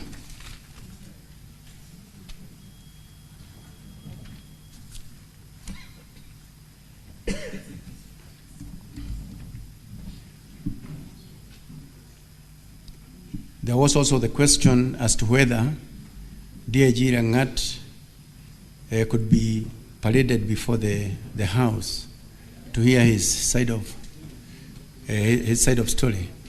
I think again, Honorable Speaker, that's a decision that again this House can consider.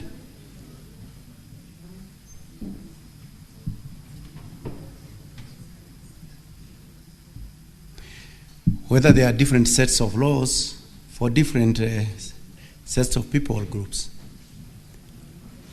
Our laws are for everybody, and nobody is above the law. And the DIG was explained by the DCI. He did launch his complaint in writing to the DCI. And the DCI, in his wisdom, had a team to look into that complaint. And that is basically, as he explained, how that investigations commenced.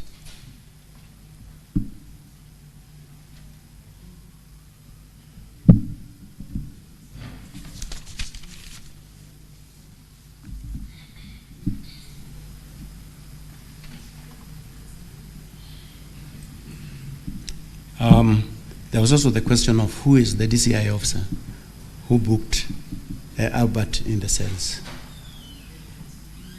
The names are also there with the IPO, and I believe the IPO is going to provide for that.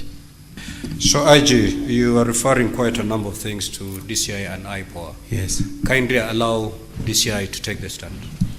Thank you, DCI.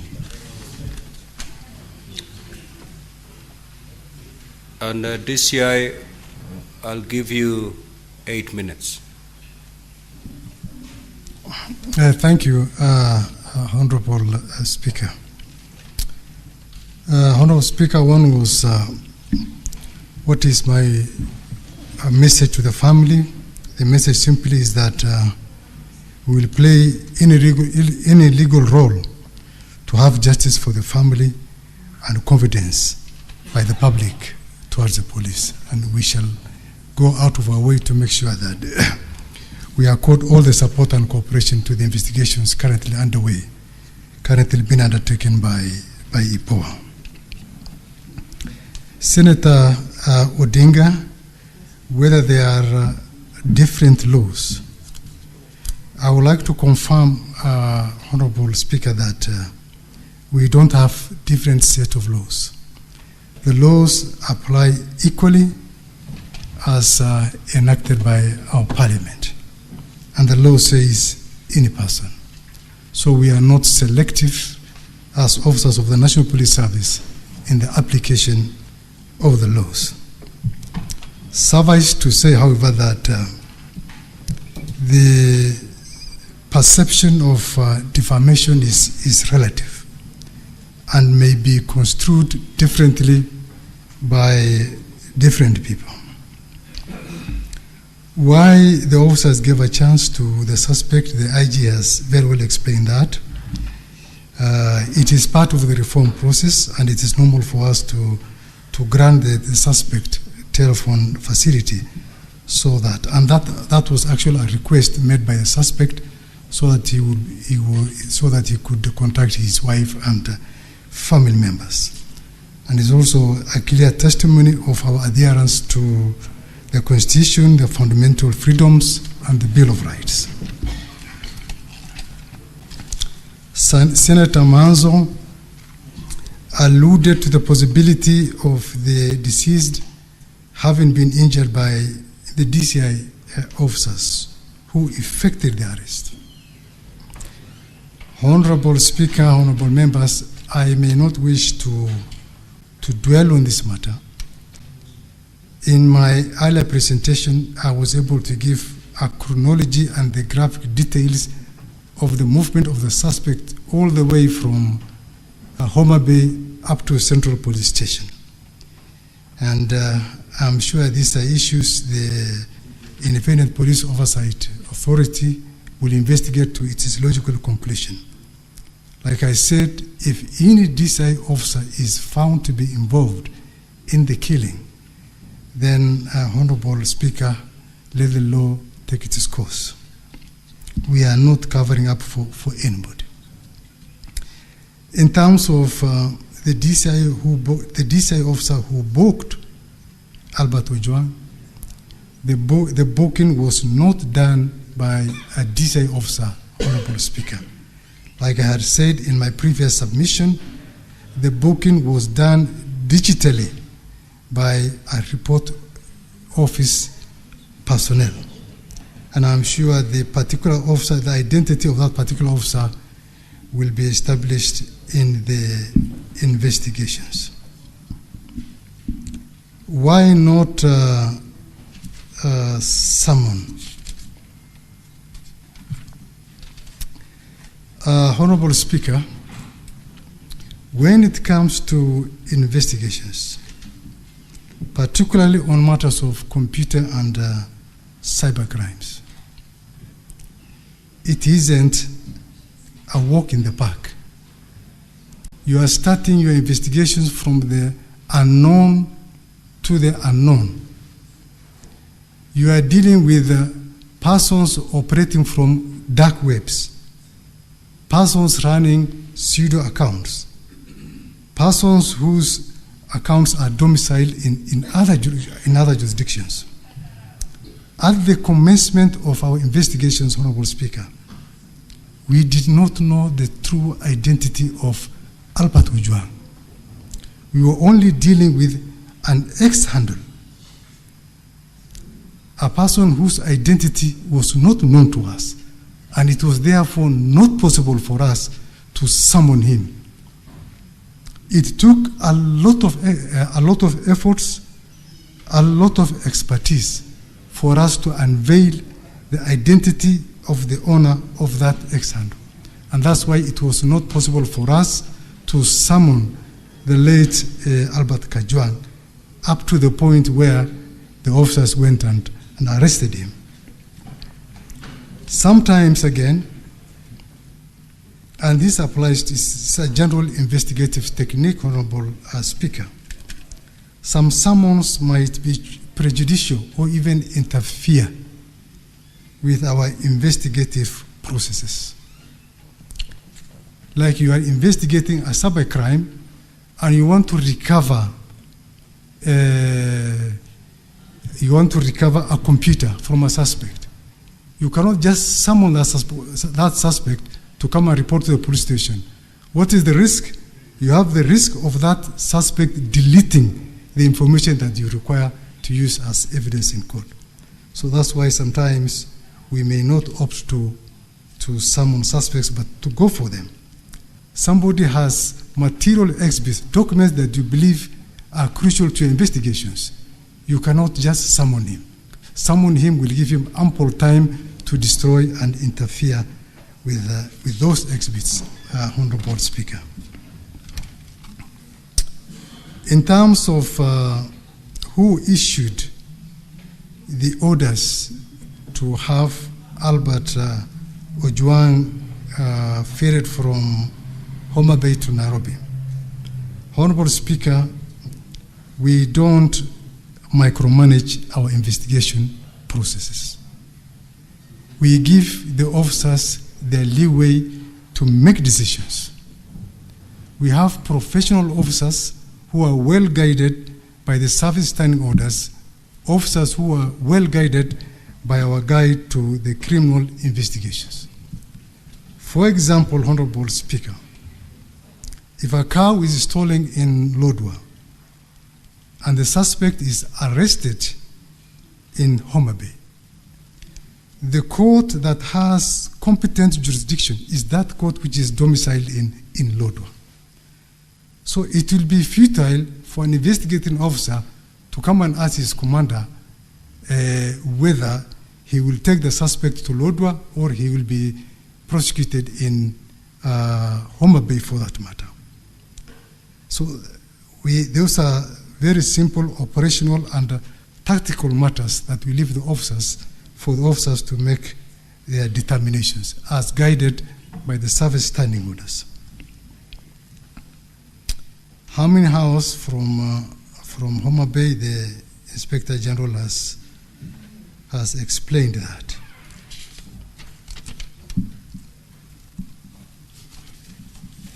And there was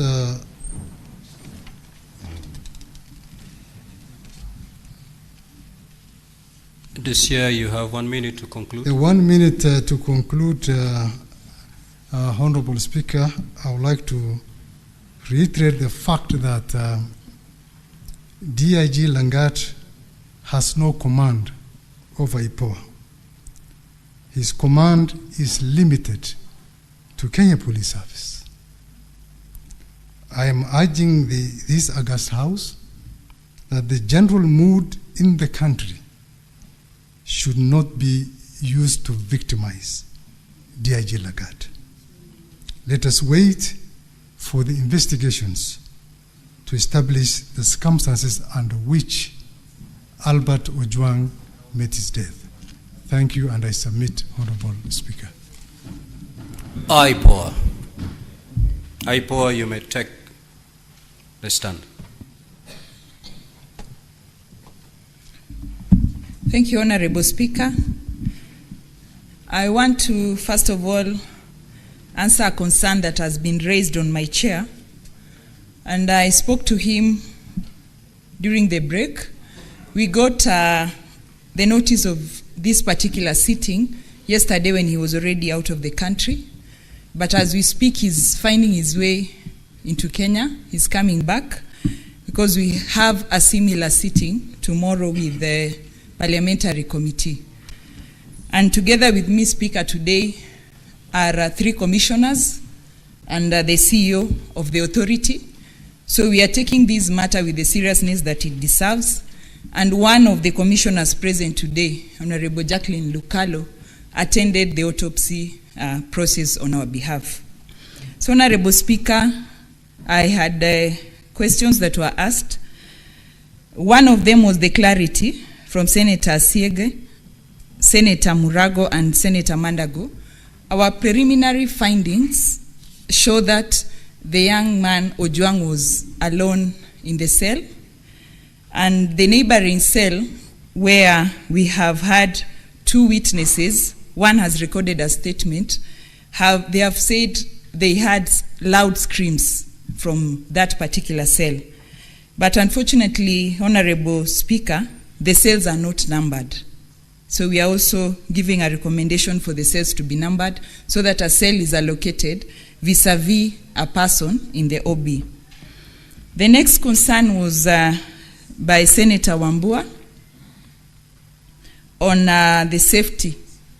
I hope I got the name right. On the safety of our investigators and our officers. Honorable Speaker, our investigators especially are not safe, going by the fact that they're investigating armed police officers. But in the same light, in the security service laws, which are headed by the CS Interior, we are seeking for licensing to carry firearms. We were recently in South Africa, and our counterpart, IPID, the body that a lot was borrowed to the formation of IPOA, they have licenses to carry firearms, and in the same light also the right to arrest, the powers to arrest, and also the powers to prosecute. So that is something we are pursuing through the legal reforms in the security services laws. There was also a question on Senator Hezena on tampering of the CCTV. And as I'd said, we have engaged experts on the retrieval of the same. And we have the DVR, that is like the motherboard of the CCTV with us.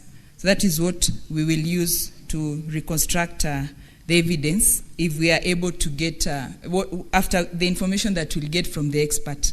As I had indicated, Chair, the investigations are ongoing, so I believe we'll have more information as we go by. There was also a question by, I believe, the forensic laboratory. And we have a small forensic laboratory at the authority that we use, especially on the small cases. But in most cases, we have been referring to the DCI laboratory. And that is why in the same security service laws, we are seeking for an independent forensic laboratory, especially on the issues of ballistics. But on the government chemist, like what we have sent currently on blood and tissue samples, that one we work with them, and we also have partners that we have signed MOU with who have the capacity of the same laboratories. I believe, Chair, I have answered the questions, but there was one on the DIG, and as I had indicated, we are taking statements from the officers who are at the station.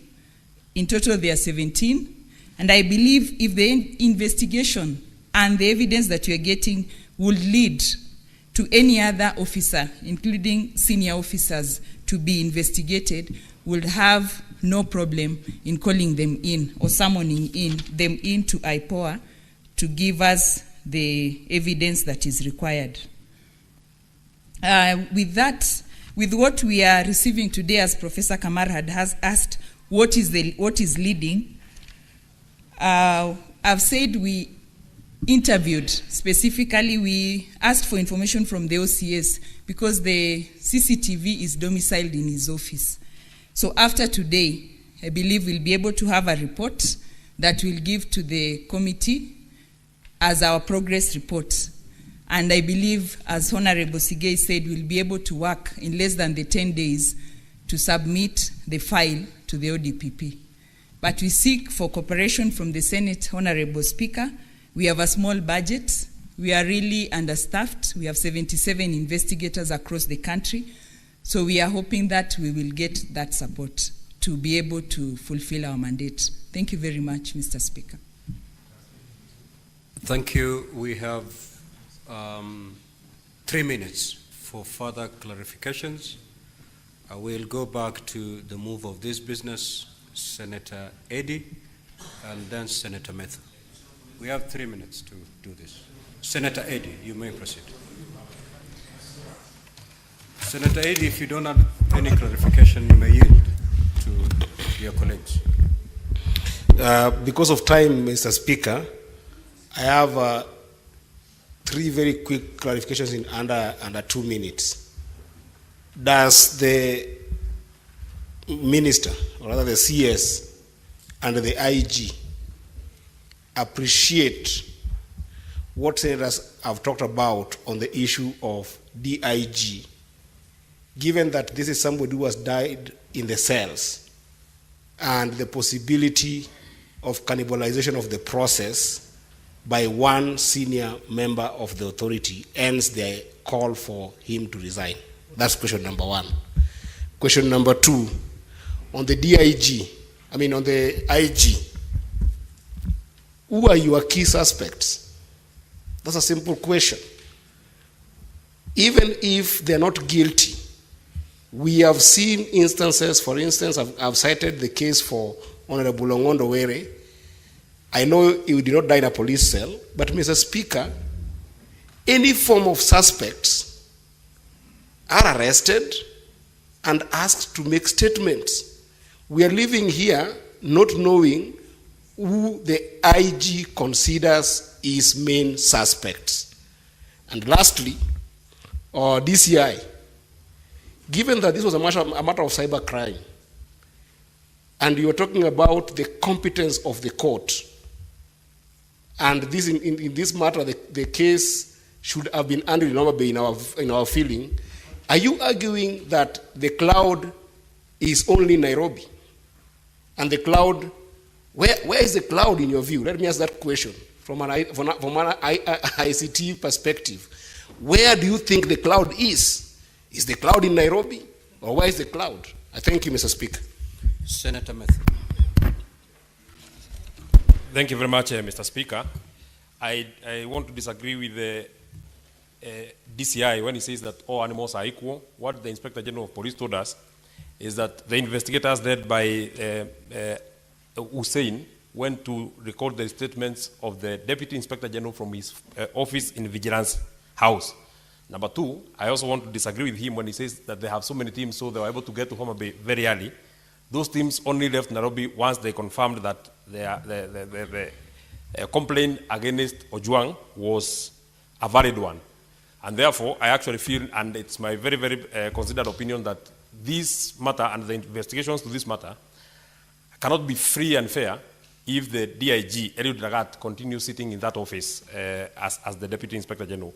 Finally, to the IPOA, I wish you well as you look at this matter and you give us answers in 10 days. May I inform you, Mr. Speaker, that yesterday in my county, Nyandarua County, a pregnant woman was arrested in a place called Rwanyambo. She was put and detained in a police station called Rwanyambo. She was pregnant, and I think 6 or 7 months pregnant. Having been detained there, she was crying to the police officers to help her get medical support. This morning, the people of Rwanyambo have woken up to the horrific scene of the pregnant woman in that cell with her dead baby that she delivered in the cell, or rather that was aborted in the cell, Honorable Speaker. If, Mr. Speaker, if this inhumanity in our police force, Mr. Speaker, is not stopped, I don't think we have a country. If they can watch and listen to the cries of a woman who is pregnant and they can see. Mr. Speaker, she had only been accused of stealing 9,000 shillings. 9,000 shillings is something that could have been even gotten by her family. If they allowed, or even summoned Milka to come the next day, I'm sure she would have come. The same case for Ojwang. There is no record that Ojwang was summoned and he refused to appear in a police station. Inspector General of Police, I don't know whether you have a heart or your concerns is pricked by the kind of harassment or the kind of thing that is happening to the people of Kenya from your own officers. That is an incident that happened yesterday, even as the country mourns about the Ojwang. That is something that happened. You have heard that Article 26 of the Constitution of Kenya, even an unborn person has a right to live. Now we have lost that kid, Honorable Speaker. I don't know what will happen to Milka because she has not been taken to hospital. The whole day, Mr. Speaker, even when people went out to the Rwanyambo police station to complain, they have been beaten up by police. They have been tear gassed the whole day, Honorable Speaker. I don't understand, Honorable Speaker, what kind of a police force that we have right now, Mr. Speaker. So I want to also throw that challenge. I've written to the... So, IG, you have 2 minutes. DCI, 2 minutes. IPOA, 2 minutes. We conclude.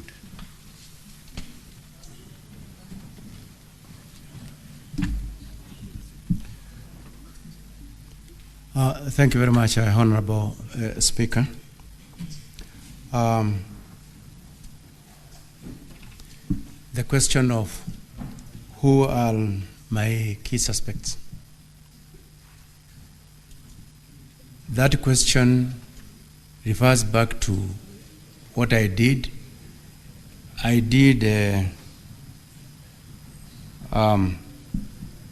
suspend some officers because I did not want them to interfere with the investigation because they are the first key suspects in that one.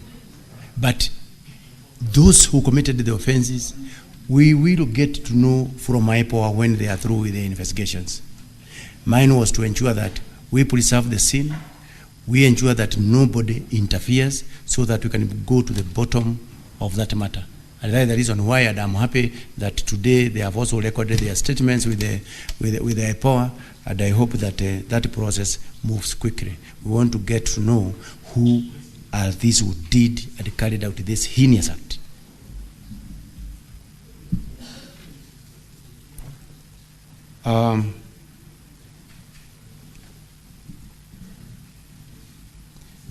I've heard of the issue of certain police station where a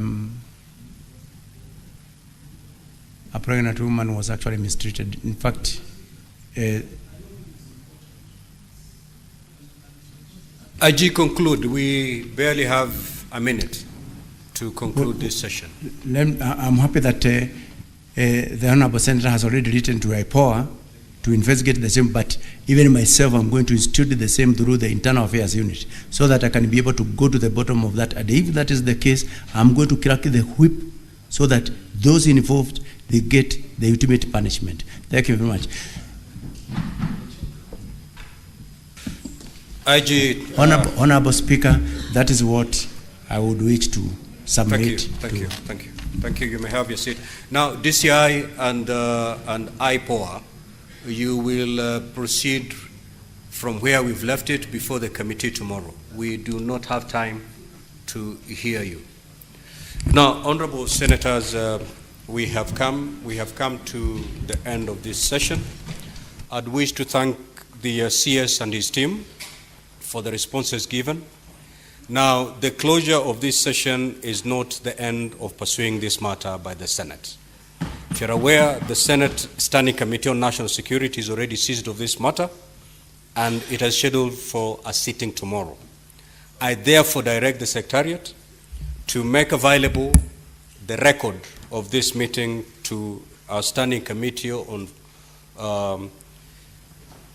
National Security, Defense, and Foreign Relations, so that they can use this to further their probe and make the appropriate recommendation for tabling in the Senate. I also direct that the committee proceed in this matter with a lot of urgency and to table their report. Now, we are going on recess tomorrow.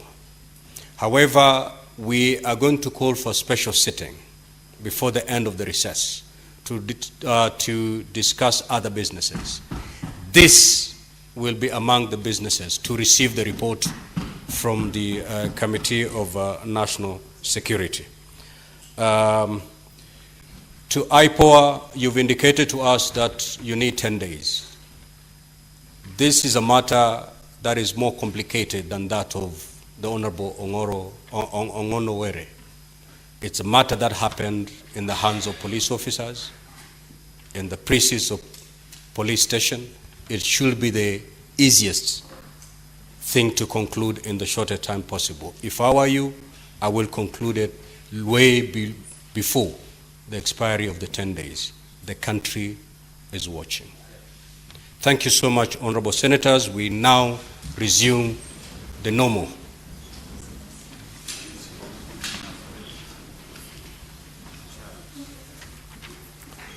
Having resumed the normal and ordinary session of the Senate, honorable senators, it is now 6:30 p.m., time to adjourn the Senate. The Senate therefore stands adjourned until tomorrow, Thursday, the 12th of June, 2025 at 2:30 p.m. I thank you.